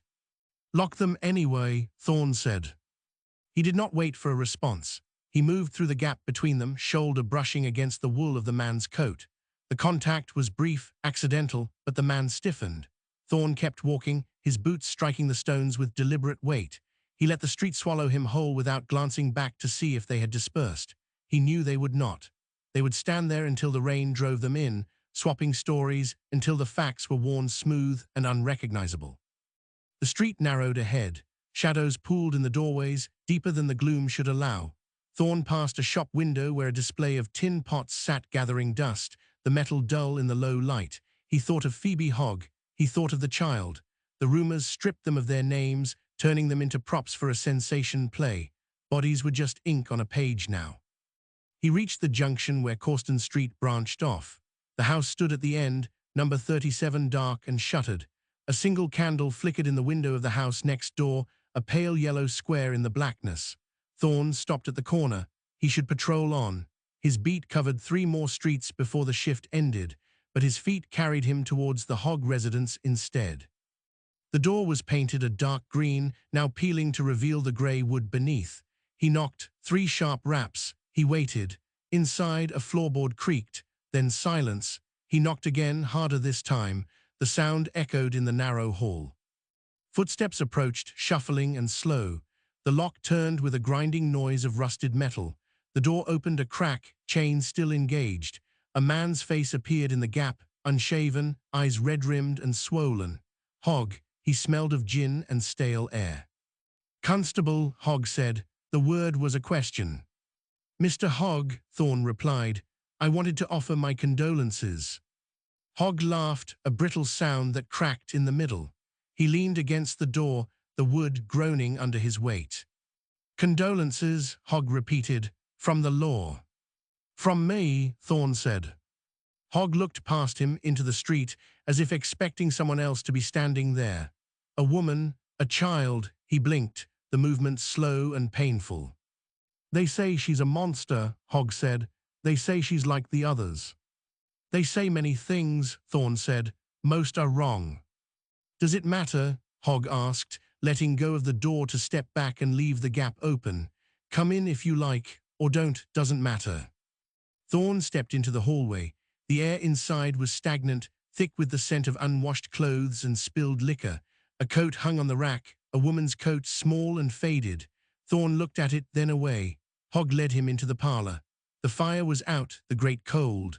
A bottle sat on the table, half empty, alongside a glass with a chip in the rim. Sit, Hogg said. He did not sit himself. He stood by the window, looking out at the street. She was here yesterday, before it happened. Pearcey brought the child a sweet. Thorne remained standing. He kept his hands clasped behind his back. Did she? Thorne said. Said she was going out, Hogg said. Said she'd watch the little one. Phoebe trusted her. He turned from the window, his face twisting into a grimace. Neighbors, that's what they said, good neighbors. Thorne said nothing. There was no comfort he could offer that would not sound like a lie. The room felt small, the walls pressing in. He could see the outline of where a perambulator might have stood in the corner, dust marking the floorboards in a clean rectangle. I'll be going, Thorne said. Hogg nodded, reaching for the bottle. He poured more gin into the chipped glass, the liquid glugging loudly in the silence. Tell them, Hogg said, though he did not look at Thorne. Tell them she was just a woman, not a monster, but just a woman. I will, Thorne said. He turned and walked back into the hallway. The front door stood open, letting in the damp air from the street. He stepped out onto the pavement. The rain had started again, a fine mist that settled on his collar. He walked away from the house, the sound of Hogg's pouring drink following him into the night. The city waited for its monster. He carried the weight of the truth, heavy and useless, in his pocket. The air inside the cell tasted of lime wash and old urine, a sharp chemical sting that coated the back of the throat and refused to be swallowed away. Thorne stood with his back against the damp stone, the cold seeping through the wool of his tunic to settle in the muscles of his spine. Mary Pearcey sat on the cot, knees drawn up to her chest, making herself small against the vast, crushing indifference of the masonry. She did not look at him. Her gaze fixed on a patch of mold blooming in the corner, where the wall met the floor, dark green fuzz, spreading like a bruise on the white paint. Outside, beyond the thick walls of Newgate, the city roared. Carts rumbled over cobbles, men shouted. The normal business of London continued, indifferent to the woman shrinking in the corner. Inside, the only sound was the slow drip of water from a pipe somewhere in the dark above, counting out seconds that felt heavier than minutes. Thorne shifted his weight. The leather of his boots creaked, a loud protest in the confined space. Mary flinched, just a twitch of the shoulder. Mrs. Pearcey, Thorne said. His voice sounded flat, absorbed by the stone. She blinked, slow, deliberate. Her hands rested on her shins, fingers interlaced, knuckles white against the dark fabric of her skirt. Is he dead? She asked. The question hung there, stripped of plea or prayer. Not am I to die, but is he dead? Thorne felt the weight of the truncheon in his pocket, a hard ridge against his thigh. He could lie. There was no rule written in the statutes that demanded truth be served to a condemned woman in her final days. Comfort was not in his jurisdiction, yet it sat heavy on his tongue. Yes, Thorne said. The word dropped into the room like a stone into a well. No splash, just the sound of impact. Mary nodded, once. Her head dipped, chin touching her collarbone, as if the confirmation were a physical burden she had been expecting to receive. She did not weep. Her eyes remained dry, fixed on that same patch of mold, tracing the edges of the green spread. Quickly, she said. Was it quick? Thorne looked at his hands. They were clean. He had scrubbed them before coming here, using the rough soap in the station house sink until the skin was raw, but he could still smell the soot of the city on them. He thought of the canal, the weight of the bundle, the rumors that had stripped the flesh from the bones in the public imagination. It was, Thorne said. He lied, though he did not know if it was quick. The water did not care about speed, nor did the cold care about mercy. But the truth would serve no purpose now, adding only another layer of grit to the already suffocating air. Mary needed a story where the end came fast, where the child did not suffer the long, slow chill of the water. She let out a breath. It shuddered through her frame, a release of tension that seemed to deflate her entire body. Her shoulders dropped. The rigid line of her back softened. For a moment, she looked less like the monster the papers had painted, the Ripper candidate, the demon of Haverstock Hill, and more like a woman who had carried a secret too heavy for her ribs to contain. "They said you hated her," Thorne said. He did not mean to speak. The words slipped out, driven by a need to understand the geometry of the crime. Mary lifted her head, her eyes pale and watery grey to match his own, yet there was no fire in them and no madness, just a deep, exhausted resignation. "Hate," she repeated. The word sounded foreign in her mouth. "No, not hate." She uncrossed her legs. Her feet touched the straw-strewn floor. She rubbed her hands together, a slow, rhythmic motion, as if washing them of something invisible. "It was the noise," she said, "the crying, and the way he looked at her like he knew." Thorne said nothing. There was no logic here that the law could codify. Jealousy was not a defense. Grief was not an excuse. The law required actions, not the tangled mess of domestic despair that led a woman to put a child in a pram and walk until the wheels stopped turning. A shadow moved in the corner of his eye. The chaplain. He had been standing in the recess by the door, silent until now, a black shape against the grey wall. He stepped forward. The sole of his boot scraped against the stone. "Mrs. Pearcey," the chaplain said. His voice was soft, oily with practiced consolation. "We should pray." Mary did not look at him. She looked at Thorne. "You told me the truth," she said, "about the boy." "I did," Thorne said. "Then you know," she said, "there is nothing left to pray for." The chaplain opened his mouth, then closed it, gripping a Bible whose leather cover had been worn smooth by the thumbs of 100 condemned souls. He looked at Thorne, seeking an ally in this spiritual battle, but Thorne turned his gaze to the floor. There he saw the straw, yellow, brittle, scattered over the damp flags. Amid the mess lay a single button, bone-white, likely lost by a previous tenant. It might have been a man or a woman. It did not matter. They all ended up here, beneath the same roof, waiting for the same drop. Thorne pushed himself off the wall, his joints stiff. The cold had settled deep in the bone. He needed to leave. The air was too thick, too charged with the static of impending death. He could feel it in the pressure of the room, the way the light from the gas jet flickered without a draft. "I have to go," Thorne said. Mary nodded. She lay back on the cot, turning her face to the wall. She pulled the thin blanket up to her chin. She looked like a child pretending to sleep, hiding from the dark. "Constable," she said. Her voice was muffled by the wall. Thorne paused, his hand on the iron latch of the door. "Yes." "Tell them," she said. "Tell them I did not mean to hurt the little one, not at first."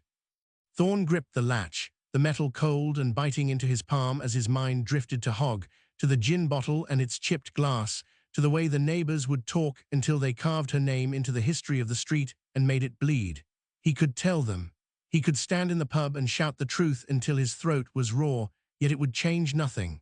The rope would still tighten. The trap would still drop. "I will," Thorne said. He opened the door, and the noise of the prison rushed in, keys jangling, boots on stone, distant shouting. As the chaplain moved to follow him, gathering his black skirts, Thorne stepped out into the corridor and let the door click shut. The sound was final, a period at the end of a long, rambling sentence. He walked down the corridor. The gas lights buzzed overhead, a low electric insect sound that grated against his nerves. He passed a guard who saluted, face blank, eyes looking through him. Thorne did not salute back. He kept walking. His boots echoed on the flagstones, a lonely rhythm in the long, dark hall. At the end of the corridor, a window offered a slice of the outside world where a grey sky loomed and rain streaked the glass. He stopped to look out. He could see the tops of the houses across the road, their chimney pots belching smoke while the city breathed. Behind him, deep within the walls, a hammer struck metal, a sharp, ringing clang, then another. The sound echoed through the stone, vibrating in the floor beneath his feet. Construction, maintenance, or preparation. Thorne turned away from the window. He knew that sound. He had heard it before, 2 winters past, when the neighbor's body was found in the canal. The sound of the gallows being built long before the judge speaks the words. He walked towards the exit, the sound following him, a rhythmic countdown to the 23rd of December. The hammer fell again, a sharp, bright ring that cut through the thick stone and the heavier fog of Thorne's own thoughts. He did not turn back. To look would be to acknowledge the carpentry of death, to admit that the wood was already being measured for a neck that still drew breath in the cell behind him. His boots found the rhythm of the corridor, a steady, dull thud against the flagstones that tried to drown out the metallic counting behind his ribs. 1 step for the beam, 2 for the drop, 3 for the silence that would follow, absolute and unbreakable, settling over Corsten Street like the ash from 1,000 chimneys. Outside, the air tasted of wet coal and horse manure, a familiar stench that usually grounded him, but today it felt thin, insufficient to scrub the smell of straw and despair from his uniform. He pushed through the heavy iron gate, the keeper nodding a silent dismissal that Thorne returned with a twitch of his chin, too weary for formalities. The street beyond was grey, the sky a low ceiling of cloud that pressed down on the rooftops, squeezing the light out of the afternoon until everything looked bruised. A cart rumbled past, wheels iron-shod and loud, the driver shouting at a horse that refused to move, the animal's flanks heaving with effort as it strained against the traces. Thorne stepped aside, pressing his back against the rough brick of the prison wall, feeling the damp seep through the wool of his tunic, a cold kiss that did nothing to cool the heat rising in his chest. He watched the cart disappear into the mist, its load covered by a tarpaulin that flapped in the wind, hiding whatever lay beneath from prying eyes. It was better that way. Some things were not meant to be seen, not by the public, not by the neighbors who would gossip over tea and speculate about the woman inside those walls. They would say she was a monster, a fiend in a bonnet, someone who had torn the fabric of their quiet street with her jealousy. They would not see the smallness of her on the cot, the way her hands had rubbed together as if trying to wash away a stain that no soap could touch. They would not hear the plea for the child, the one fragment of humanity left in a soul that had otherwise turned to stone. Thorne pushed off the wall and began to walk, his pace slow, deliberate, as if moving too quickly might disturb the fragile peace of the neighborhood. He turned the corner onto the main road, where the shops were opening their shutters, the metal grating echoing in the narrow street. A baker swept his step, the broom bristles scratching against the stone, sending a cloud of flour dust into the air that caught the dim light. A woman in a shawl hurried past, head down, clutching a basket to her side, her eyes avoiding contact with anyone who might ask for a coin or a moment of her time. Life continued, indifferent and relentless, grinding forward despite the tragedy brewing in the cells of Newgate. He thought of Mary's words, the way they had hung in the damp air of the cell, heavy with a truth that the law had no room for. I did not mean to hurt the little one, not at first. The qualification mattered to her, a tiny distinction in a sea of blood, but to Thorne it felt like a crack in the dam, a leak that threatened to flood everything he believed about order and justice. If a mother could love a child enough to wish him a quick end rather than a slow suffering, then what did that say about the nature of love itself? Was it a shelter or a cage? Did it protect, or did it suffocate until the only way out was through violence? The questions churned in his mind, unanswerable and exhausting, matching the rhythm of his footsteps on the pavement. He passed a pub, the windows fogged with condensation, the sound of voices rising and falling in a warm, drunken hum that spilled out onto the street when the door opened. A man stumbled out, laughing, arm around a friend who was trying to keep him upright, their boots slipping on the wet stones. They did not see Thorne, or if they did not care, their world confined to the next pint, the next joke, the next moment of forgetfulness. He envied them, briefly, the ability to shut out the weight of the world, to let the noise drown out the memory of a woman turning her face to the wall. But he could not stop. The beat waited, the rhythm of Haverstock Hill demanding its due, regardless of what had happened in the shadows of the prison. He adjusted his truncheon in its loop, the leather creaking softly, a familiar sound that usually brought comfort but now felt like a shackle. His hand drifted to the brass button on his tunic, polishing it unconsciously with the pad of his thumb, rubbing away the tarnish that seemed to accumulate faster than he could clean it. It was a nervous habit, a tic born of too many nights watching doors that hid secrets too dark for the light, too many silences that screamed louder than any shout. A child ran past him, chasing a hoop with a stick, the metal ring clattering against the cobbles, a bright, joyful sound that seemed out of place in the grey afternoon. The boy laughed, a pure, unburdened noise that made Thorne flinch, his mind flashing instantly to Tiggy, to the small body in the perambulator, to the stillness that had greeted them at the end of that long walk. He stopped, watching the boy disappear down an alley, the laughter fading into the distance, replaced by the usual city sounds of traffic and industry. The image lingered, sharp and painful, a reminder of what was lost, of the innocence that had been crushed under the weight of a woman's jealousy. He resumed walking, his shoulders hunched against the damp, the cold working its way into his bones. The street stretched out before him, a long grey ribbon leading home, leading back to the routine that kept him sane. But the routine felt different now, tainted by the knowledge of what lay behind the walls of Newgate, by the sound of the hammer that still echoed in his ears. He knew what it meant, that rhythmic striking. It was the sound of preparation, of a machine waking up to do its work, of a date on the calendar that was drawing closer with every swing of the mallet. The 23rd of December. Christmas Eve was close, a time for family, for warmth, for celebration. Instead, there would be a drop, a snap, and then silence. Thorne turned onto his own street, the houses familiar and comforting in their uniformity, the smoke rising from the chimneys in thin, grey plumes.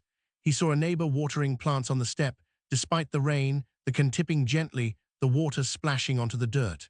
She looked up as he approached, offering a nod that he returned, his face a mask of polite indifference. She did not know, none of them knew. They went about their lives, unaware of the machinery turning in the distance, unaware that one of their own was being prepared for the end. He reached his door, fumbling for his key with numb fingers, the metal cold and slippery in his grip. The lock turned with a click, the sound loud in the quiet hallway. He stepped inside, closing the door against the damp, the world shutting out, leaving him alone with the silence. But the silence was not empty. It was filled with the echo of the hammer, with the memory of Mary's eyes, with the weight of the perambulator that seemed to follow him wherever he went. He hung his helmet on the peg, the leather creaking, and stood for a moment in the hall, listening to the house settle, waiting for the sound to stop. It did not. It never would. The fog did not roll in. It simply existed, a wet wool blanket draped over the Old Bailey, muffling the shouts of the newsboys until their cries became a distant, rhythmic thrumming against the eardrums. Thorne stood with his back to the stone steps, the dampness of the masonry seeping through the thin fabric of his tunic, chilling the spine where the sweat had already begun to cool. Inside, the verdict had been delivered, a dry, legal pronouncement that stripped a woman of her future in less time than it took to light a gas jet, yet the air outside remained thick with the anticipation of violence, a hunger that the law could not satisfy. He shifted his weight, the leather of his boots creaking softly, a mundane sound lost beneath the roar of the crowd pressing against the cordon of constables. "Make way, back, I say." Shout came from Sergeant Miller, a man whose voice was made of gravel and gin, but the tide of humanity barely rippled. Faces, pale and distorted by the yellow haze of the street lamps, pushed forward, eyes wide with a morbid curiosity that tasted of copper and stale tobacco. They wanted blood, not justice. They wanted the spectacle of the rope, not the quiet finality of a judge's gavel. Thorne raised his truncheon, the wood smooth and warm from the grip of his palm, forming a barrier against the surge. A man in a battered bowler hat lunged, his fingers clawing at the air where Mary Pearcey had stood only moments before, and Thorne shoved him back, the heel of his hand connecting with the man's chest with a dull thud. "Stand fast, you'll have the lot of you in cells if you don't hold." The man stumbled, caught by the shoulders of those behind him, but the hatred in his eyes did not dim. It was a familiar look, one Thorne had seen in the eyes of neighbors when a dog was put down or a horse broken in the street, a mixture of relief and revulsion that suggested the removal of something unclean. They did not see a mother or a neighbor who had once borrowed a cup of sugar or a woman who had walked the same pavement they did. They saw a monster, a vessel for their own fears of the dark and the domestic. Thorne felt a sudden, sharp ache in his jaw, the muscles tightening as he clenched his teeth against the urge to speak, to tell them that the monster was just a woman who had loved the wrong man too much and too badly. He said nothing. Words were useless here, tossed into the wind like ash. The The doors of the prison van groaned open, the iron hinges protesting the cold, and the gap revealed the shadowed interior where Mary sat. She kept her eyes glued to the floorboards of the van, her hands folded in her lap, the fingers interlaced so tightly the knuckles stood out white against the dark fabric of her dress. There was no tremor in her hands, no tear staining the cheek that Thorne had seen pressed against the dock railing only hours before. She was already gone, withdrawn into a place where the shouting could not reach, a silence more profound than the fog that wrapped around them. Thorne stepped forward, clearing the path, his body a shield between the prisoner and the mob that sought to tear her apart before the crown could claim its due. "Easy now," he muttered, more to himself than to her, as she rose to her feet. She paused on the step, one foot hovering above the wet pavement, and turned her head.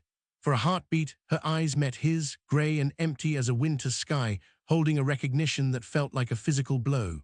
It was not a plea for mercy, nor a demand for innocence. It was an acknowledgement of the shared burden, the knowledge that he had watched her walk this path and had done nothing to stop the wheels from turning. "Thank you, Constable," she whispered. The words were so soft they were almost stolen by the wind, yet they cut through the din of the crowd with surgical precision. Thorne opened his mouth, a reflex to offer some platitude, some reassurance that the law was blind and fair, but the lie died on his tongue. There was no fairness in the weight of the perambulator, no justice in the silence of the parlor at Causton Street. He simply nodded, a single, stiff dip of his chin, and reached out to close the door. The wood was rough under his palm, scarred by the use of 100 such journeys, and he pushed it shut with a firmness that belied the trembling in his gut. The lock clicked, a sharp, metallic snap that severed the connection, sealing her into the dark box that would carry her to Newgate. "Let them pass. By order of the Queen, make way." The driver cracked his whip, the sound sharp as a pistol shot, and the horses surged forward, their hooves clattering on the cobblestones, sending up a spray of muddy water that soaked the hems of the front rank. The crowd roared, a single, multi-throated beast that surged against Thorne's line, hands reaching out to touch the vanishing wheels, to grab at the tail of the horse, to consume whatever residue of the event they could. Thorne planted his feet, widening his stance, and drove his shoulder into the chest of a woman who screamed for blood, pushing her back into the press. His truncheon swung, not to strike, but to carve a space, a temporary void in the sea of bodies that allowed the van to gain momentum. "Move back, damn you." A glob of spit struck the toe of his boot, white and viscous against the black leather, and he felt the impact more than he saw it. He did not look down. He did not wipe it away. Let it stay. Let it be a mark of the day, a testament to the price of keeping the peace in a city that loved its tragedies too well. He held the line, his arm burning with the effort, until the van turned the corner, the lanterns swinging wildly, casting long, distorted shadows that danced against the brickwork before disappearing into the grey shroud of the street. The noise of the crowd began to fracture, the purpose of their gathering gone, leaving only the muttering of disappointed men and the shuffling of feet on the wet stones. Slowly the tension drained from the air, replaced by the mundane drizzle that began to fall, turning the soot on the pavement to a slick, black paste. Thorne lowered his arm, the muscle in his shoulder screaming in protest, and leaned heavily against the wall of the courthouse. The stone was cold, leaching the warmth from his coat, but he welcomed the chill. It grounded him, pulled him back from the edge of the abyss where Mary Pearcey had stepped. He looked down at his boot, at the smear of spit that had now mixed with the mud, and felt a strange, hollow ache in his chest, a vacancy where his certainty used to be. The city did not stop for hangings. The thieves would still pick pockets in the alleyways, the drunkards would still brawl outside the pubs, and the gas lamps would still flicker in the wind, indifferent to the fate of a woman who had killed her rival out of a jealousy so fierce it had consumed everything in its path. He pushed himself away from the wall, the movement stiff and deliberate, and began to walk. The rhythm of his steps was uneven, a stumbling cadence that matched the irregular beating of his heart. He needed to return to the beat, to Haverstock Hill, to the row of houses that stood like tombstones in the fog. The image of Mary's face remained superimposed over the gloom, impassive and terrible, a ghost that would walk with him until the end of his shift, until the end of his days. A group of newsboys ran past, their voices piercing the damp air, shouting headlines that reduced a life to a sensation, a tragedy to a commodity. Extra, Pearcey condemned, full details of the Causton Street tragedy. Thorne walked past them without slowing, the words clinging to his coat like burrs scratching at his skin. He knew the details. He knew the weight of the perambulator better than any scribe could imagine, knew the suffocating silence of the room where the air had grown too thick to breathe. The noise of the city rose to meet him, a roar that promised no peace, only the continuation of the endless, grinding watch. He touched the tarnished silver clasp on his tunic, his thumb rubbing the metal until it warmed, a small, futile gesture against the cold that was settling deep in his bones. The fog thickened, obscuring the path ahead, swallowing the streetlights one by one, but he knew the way. He always knew the way, even when the destination was a house marked with chalk, a tomb within the living row of houses where the rhythm of the hill had broken forever. The whip cracked, a sharp report that severed the air like a bone snapping, and the horses lunged against their traces. Mud flew. The van lurched forward, wheels grinding over the cobbles with a sound that set teeth on edge, and the crowd surged as one organism, a single heaving beast driven by hunger for blood. Thorne stepped into the gap, boots skidding on the slick stones, and planted his truncheon horizontally across his chest to bar the way. "Back, by order of the Queen, stand back." His voice was lost instantly, swallowed by the roar of hundreds of throats demanding justice, or perhaps just violence. A man in a flat cap shoved against the flat of Thorne's blade, eyes wide and white-rimmed, spittle flying from his lips as he screamed for the prisoner's throat.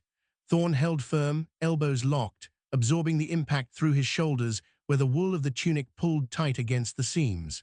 He did not strike. He could not. To swing the baton now would be to invite a riot, to turn the law into a brawl, and so he became a wall, a barrier of blue cloth and bone that refused to yield. "Murderer, let us have her." A woman clawed at his sleeve, nails digging into the fabric, trying to scramble past his shoulder towards the tail of the van. Thorne shoved her away with his forearm, a hard, impersonal thrust that sent her stumbling into the press behind her. She did not fall. There was no room to fall. The bodies were packed so tight against the courthouse steps that gravity mattered less than the pressure of the crowd. He felt the heat of them, the sour stench of gin and unwashed wool rising in the cool air, a fog of human exertion that coated the back of his throat. "Move, make way for the conveyance." Another lurch from the horses. The van tilted as the offside wheel dropped into a rut, lanterns swinging wildly inside the cage, casting brief, strobing flashes of the prisoner's silhouette against the grated window. Thorne saw the shadow shift, a slight turning of the head, before the vehicle straightened and gained traction. The momentum drew the crowd forward again, a tidal pull that threatened to drag Thorne with it. He dug his heels in, the soles of his boots scraping against the wet pavement, and pushed back against the chest of the man in the flat cap. "Enough, I said enough." The man grunted, winded by the force of Thorne's push, and for a second the pressure eased. Enough space opened for the van to clear the steps, wheels splashing through the gutter, sending a spray of black water over the front rank. They did not flinch.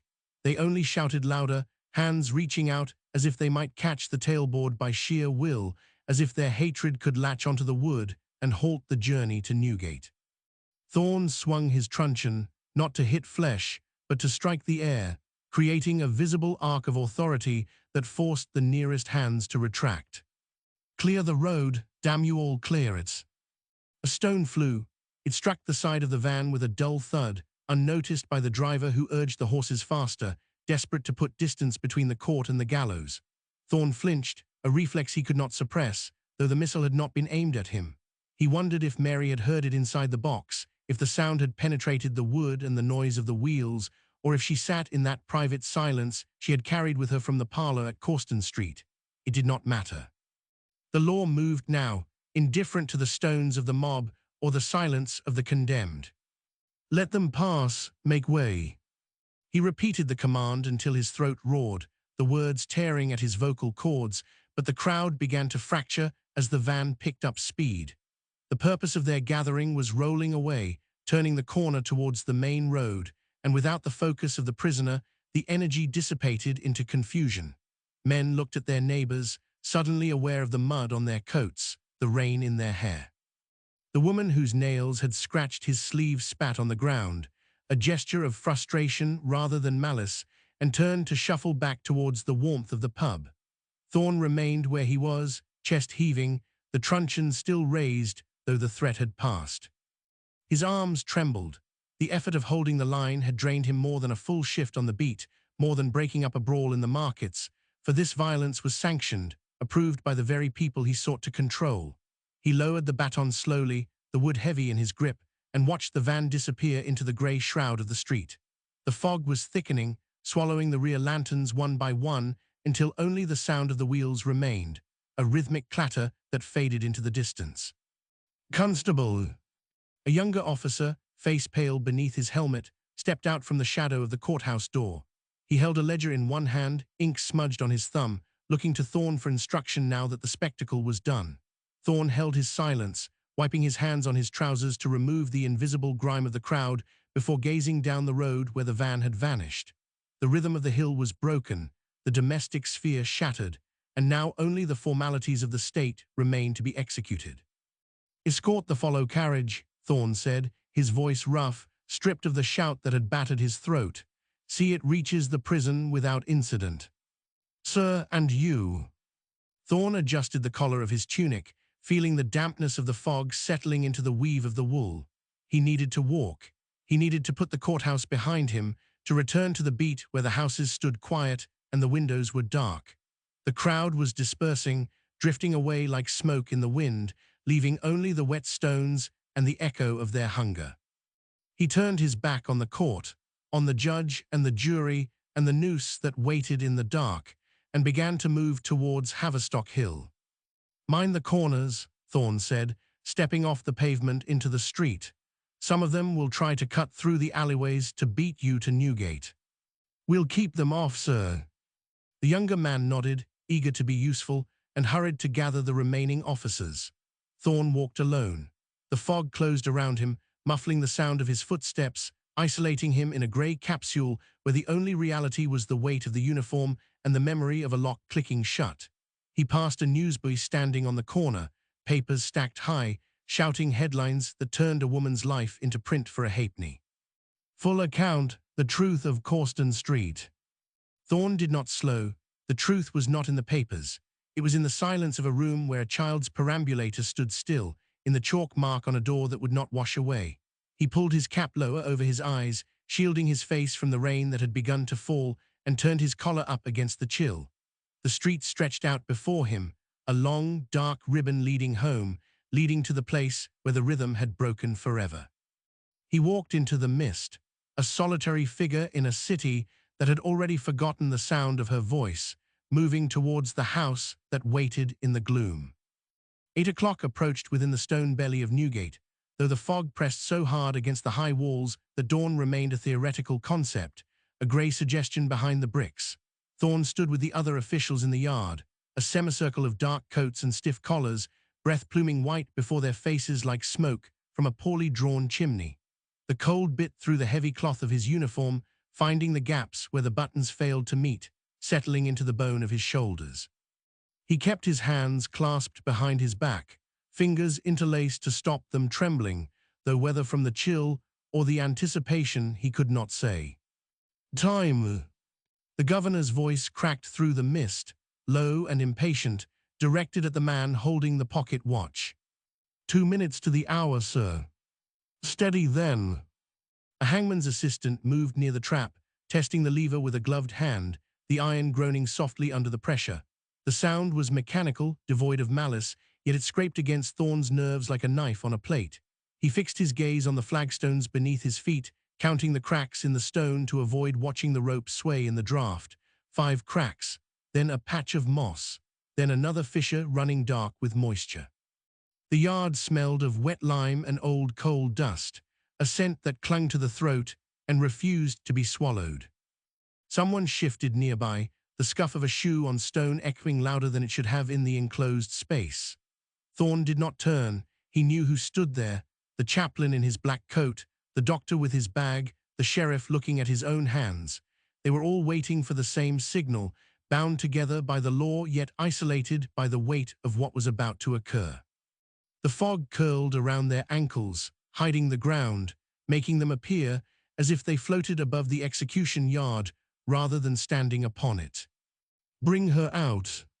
The command came from the governor, sharp and final, cutting through the heavy air. Thorne lifted his head.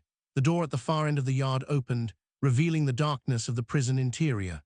Mary Pearcey emerged between two warders, her hands pinioned, her face pale as unbleached linen against the dark fabric of her dress. She walked without stumbling, her steps measured, though the chain between her wrists clinked with every movement, a rhythmic accompaniment to the shuffle of the warders' boots. The sound was small, metallic, yet it carried across the yard with perfect clarity. "Place her." The warders guided her onto the trap. The wood creaked under the shift in weight. Thorne watched the rope, thick and coarse, hanging ready beside her head. It looked ordinary, just hemp and tar, nothing like the instrument of death the newspapers described in their lurid sketches. The chaplain stepped forward, murmuring words too quiet to be heard over the wind that had picked up in the corner of the yard. Mary Pearcey did not speak. She looked straight ahead, through the fog, through the walls, towards a point that existed only in her own mind. "Is it done?" the governor asked, his eyes on the watch. "Ready, sir." The assistant stood by the lever, hand poised. Thorne felt the cold seep deeper into the marrow of his spine. He thought of the parlor at Corston Street, the perambulator standing idle in the corner, the dust settling on the wheels. He thought of the child, Tiggy, whose voice would never rise above the noise of Haverstock Hill again. The justice of this moment felt abstract, a legal necessity rather than a moral restoration. The rope would drop, the neck would break, and the city would continue to grind its coal and sell its goods as if nothing had changed. 8 o'clock. The governor's voice was flat. The assistant pulled the lever. Thorne flinched, though he had prepared himself for the sound. The trap fell with a heavy clatter, the rope jerking taut with a snap that echoed off the wet bricks like a gunshot. There was no cry, no struggle, just the sudden, violent cessation of movement. The body swung slightly, turning in the draft, a pendulum marking time in a yard where time had stopped. "God save the Queen," the sheriff murmured, more habit than conviction. Thorne said nothing. He watched the sway of the body, the stillness of the feet, the way the fog continued to roll around them, indifferent to the death hanging in their midst. The chaplain stepped back, closing his book with a soft thud. The warders moved to attend to the formalities, checking for life, though none could remain. It was over. The law had taken its due. "Clear the yard," the governor said, turning his collar up against the chill. "Let the surgeon do his work." The officials began to disperse, moving towards the door like shadows retreating from the light. Thorne remained where he was for a moment longer, his boots rooted to the spot. The smell of lime seemed stronger now, mixing with the scent of the fog. He took a breath, the air sharp in his lungs, and turned away from the trap. The walk back to the street would be long, and the fog outside the walls would be thicker than the mist within. "Constable Thorne." The governor paused at the door, looking back. "So, your beat awaits. No use lingering here." "No, sir." Thorne followed the others out into the corridor, leaving the yard to the surgeon and the dead. The stone walls closed in around him, narrowing the world to the length of the passage ahead. He passed the chaplain, who offered a nod without speaking, and pushed open the outer gate. The street beyond was waking up, the sound of cart wheels on cobblestones drifting through the gloom. The city did not mourn, it did not celebrate. It simply continued, swallowing the execution whole as it swallowed every other secret kept behind its bricks. Thorne stepped onto the pavement, pulling his cap low. The fog outside was yellow with coal smoke, heavier than the grey mist inside the prison. He began to walk, the rhythm of his steps matching the clatter of the distant carts. Haverstock Hill lay to the north, a long trek through the waking streets. He needed to see the house again, to stand before the door where the tragedy began.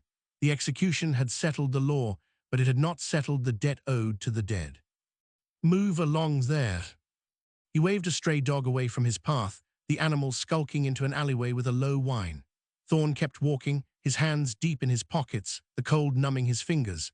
The uniform felt heavier now, weighted down by the morning's work. He passed a newsboy shouting the headlines, the words snatched away by the wind before they could reach any ears. The truth was not in the papers. It was in the silence of the yard, in the snap of the rope, in the empty parlor waiting for a family that would never return. He turned the corner towards the main road, the fog closing around him like a shroud. The city stretched out before him, vast and uncaring, a labyrinth of smoke and stone where justice was dispensed in the dark and forgotten by the light. Thorne walked on, a solitary figure in the grey dawn, carrying the weight of the drop in his stride. The beater waited, and the stones of Haverstock Hill would not speak unless he asked them to. The fog clung to his eyelashes, wet and grey, blurring the gas lamps into smudged halos that offered no warmth as he trudged north. Mile after mile, the cobblestones slick with melted frostbit at the soles of his boots, a rhythmic punishment for having stood still while a life ended behind him. He passed a baker shoveling ash from his oven onto the pavement, the heat from the open door striking Thorne's face like a physical blow before vanishing into the chill. The man did not look up, did not recognize the uniform, did not care that the hangman's knot had tightened just an hour ago. Why should he? Bread rose regardless of blood. Thorne pulled his collar tighter, the wool scratchy against his neck, and kept walking until the familiar slope of Haverstock Hill rose out of the gloom. Causton Street waited. The bricks there held a different silence than the yard at Newgate, one that had festered for 2 months rather than snapping shut in a second. He turned the corner, the air tasting of wet dog and old coal dust, and saw the number 37 looming ahead, its windows dark despite the morning hour, or so he thought. A flick of movement behind the net curtains caught his eye, a shadow shifting where no shadow should be. He stopped, hand hovering near the truncheon at his hip out of habit rather than threat. The front door opened.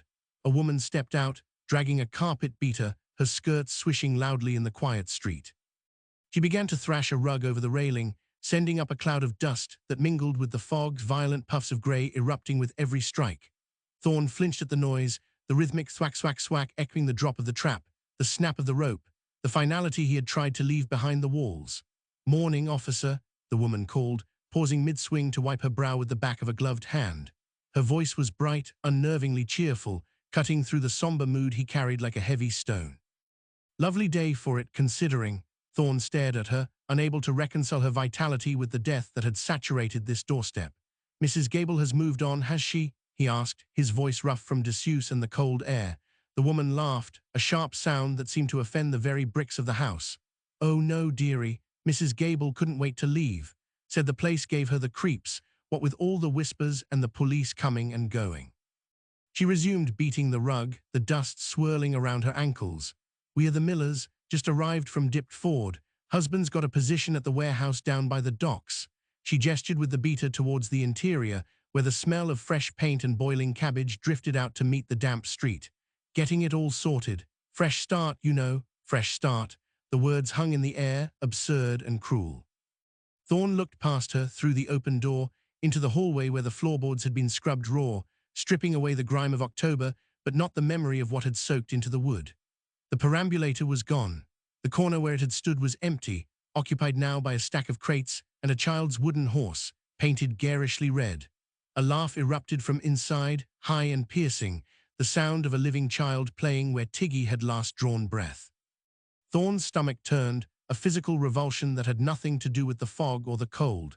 "It's a good house," the woman continued, oblivious to the tension tightening his shoulders. "Solid bones. Landlord says the previous tenant left in a hurry, left everything behind even, but we've cleared it out now." She leaned forward, lowering her voice as if sharing a conspiracy. "Between you and me, I heard she was mad as a hatter. Jealousy, they say, killed her own kin." "That will do, ma'am," Thorne said, the command lacking its usual force, sounding more like a plea. The woman straightened, blinking in surprise. "Just doing my duty, keeping the street tidy, you know how it is." She turned back to the rug, raising the beater again. Thwack! The sound jarred against Thorne's ribs. He watched the dust settle on his uniform, grey particles adhering to the black wool like tiny stains. This was how the city worked. It scrubbed, it painted, it moved new families into old grav, and it demanded that everyone pretend the soil wasn't tainted. There was no monument here, no plaque to mark the spot where a mother and child had been erased, just a new rug, a new family, and the relentless, grinding normalcy of survival. "Mind the step," the woman called over her shoulder, not looking at him anymore. Thorne stepped back onto the pavement, his heels slipping slightly on the wet stone. He needed to move, to put distance between himself and this cheerful desecration, but his feet felt rooted to the spot. The laughter from inside rose again, a melody of innocence that sounded like mockery. He thought of Mary Pearcey, her face pale under the cap, the way she had looked through him as if he were made of glass. She had known this would happen. She had known the world would swallow her crime and digest it into nothing more than gossip for a new neighbor. Justice was a lever pulled in the dark, but life was this: a woman beating a rug, a child laughing in a room where silence had once screamed. He reached up, his thumb finding the brass button on his tunic, the metal cold and smooth beneath his calloused pad. He rubbed it once, twice, the motion automatic, a desperate attempt to polish away the invisible grime of the morning. The brass shone dull in the fog, reflecting nothing but the grey sky.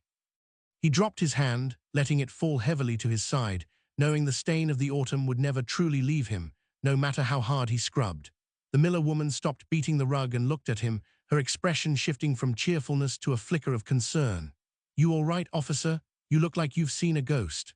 Thorne met her gaze, his eyes watery and tired, the grey irises absorbing the gloom without reflecting any light. "Just the fog, ma'am," he lied, turning away before she could see the tremor in his jaw. "Just the fog." He walked on, leaving the clean doorstep and the happy noises behind, stepping back into the flow of the street where the coal carts rumbled and the city breathed its soot-filled breath, uncaring and eternal. The beat awaited, endless and repetitive, a cycle of small crimes and smaller sorrows that would never amount to the weight of what he had witnessed. He adjusted his cap, pulled his shoulders up against the wind, and merged into the crowd, a solitary figure dissolving into the yellow haze, carrying the silence of the trap in his bones. The yard held the smell of wet hemp and old straw, a cloying sweetness that stuck to the back of the throat. Thorne stood apart from the cluster of officials, his hands clasped behind the small of his back to hide the tremor that had taken root there. No one cheered.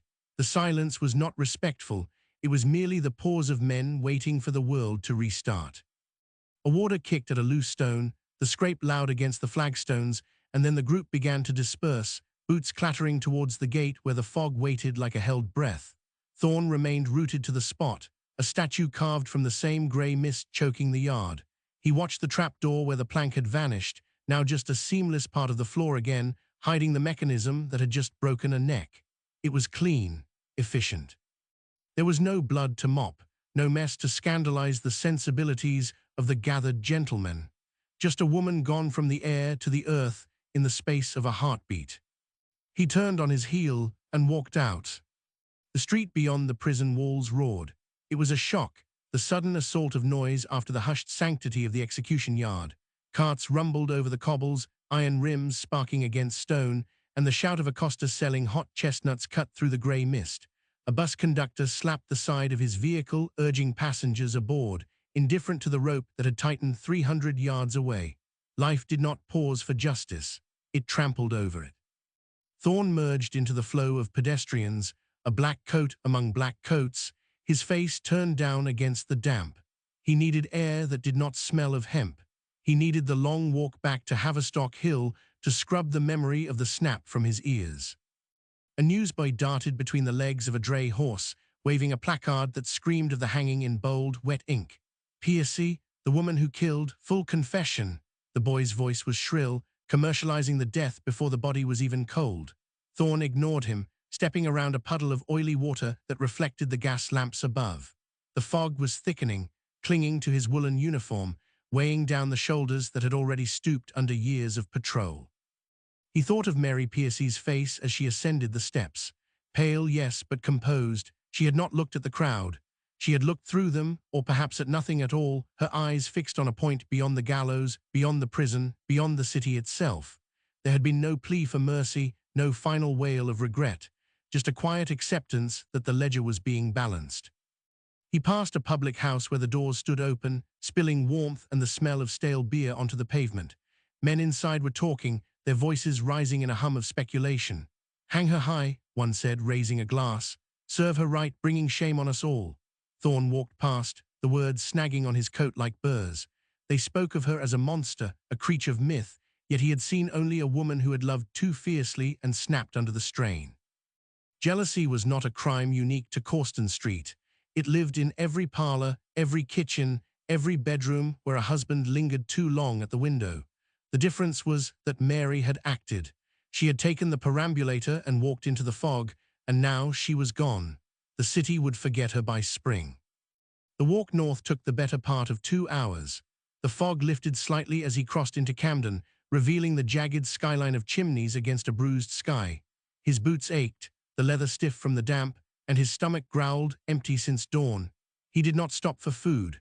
There was a pull towards Causton Street, a magnetic need to see the place where it had begun, to verify that the earth had not swallowed the house along with the woman. The streets here were quieter, the commerce less frantic than near Newgate. A woman swept her step, the broom bristles scratching against the stone. A child chased a hoop down the gutter, the metal ring clicking rhythmically against the cobbles. Normalcy, it was oppressive. He turned onto Causton Street and slowed. The house stood exactly as it had in October, the bricks dark with soot, the windows dark behind the lace curtains. But there was movement. A cart stood outside, piled with crates and bundles wrapped in straw. Men were carrying furniture through the open door, their breath pluming in the cold air. A woman stood on the step, directing them, her voice sharp and commanding. She wore a bright shawl that hurt his eyes after the grey of the prison yard. She was shouting about where to put the sofa, about being careful with the table leg. Life was moving in. It was filling the void Mary had left, scrubbing away the stain of the murder with fresh paint and new rugs. Thorne stopped on the opposite pavement, hidden in the shadow of a lamppost. He watched the men carry a wooden horse inside, painted a garish red. It looked like a toy Tiggy might have played with if Tiggy had been allowed to play. The woman turned and saw him, pausing mid-sentence. She smiled, a bright, brittle expression that did not reach her eyes. She waved, friendly, unaware of who he was or what the stones beneath her feet remembered. Thorne did not wave back. He could not. His hand drifted to his tunic, finding the frayed edge of a crimson thread, the fiber rough under his thumb. He rubbed it once, twice, the motion unconscious, a prayer for cleanliness that would not come. The woman turned back to her work, shouting orders, her voice ringing out clear and strong. The sound was a violation. It was a declaration that the dead were dead and the living must eat. Thorne dropped his hand. He watched the door swallow the last of the crates, closing out the light, closing out the past. The street was clean, the house was full, and he was the only one who remembered the weight of the perambulator. The weight of the perambulator is a work of fiction. Its characters and scenes are invented, but the story is grounded in real events, places, and the social conditions of its period, dramatized, not documented. The history behind it draws on these real sources. Mary Pearcey. Timeline of London, 19th century. Researched via Wikipedia and contemporary records. Liberties taken with the timeline or with real persons are the author's own.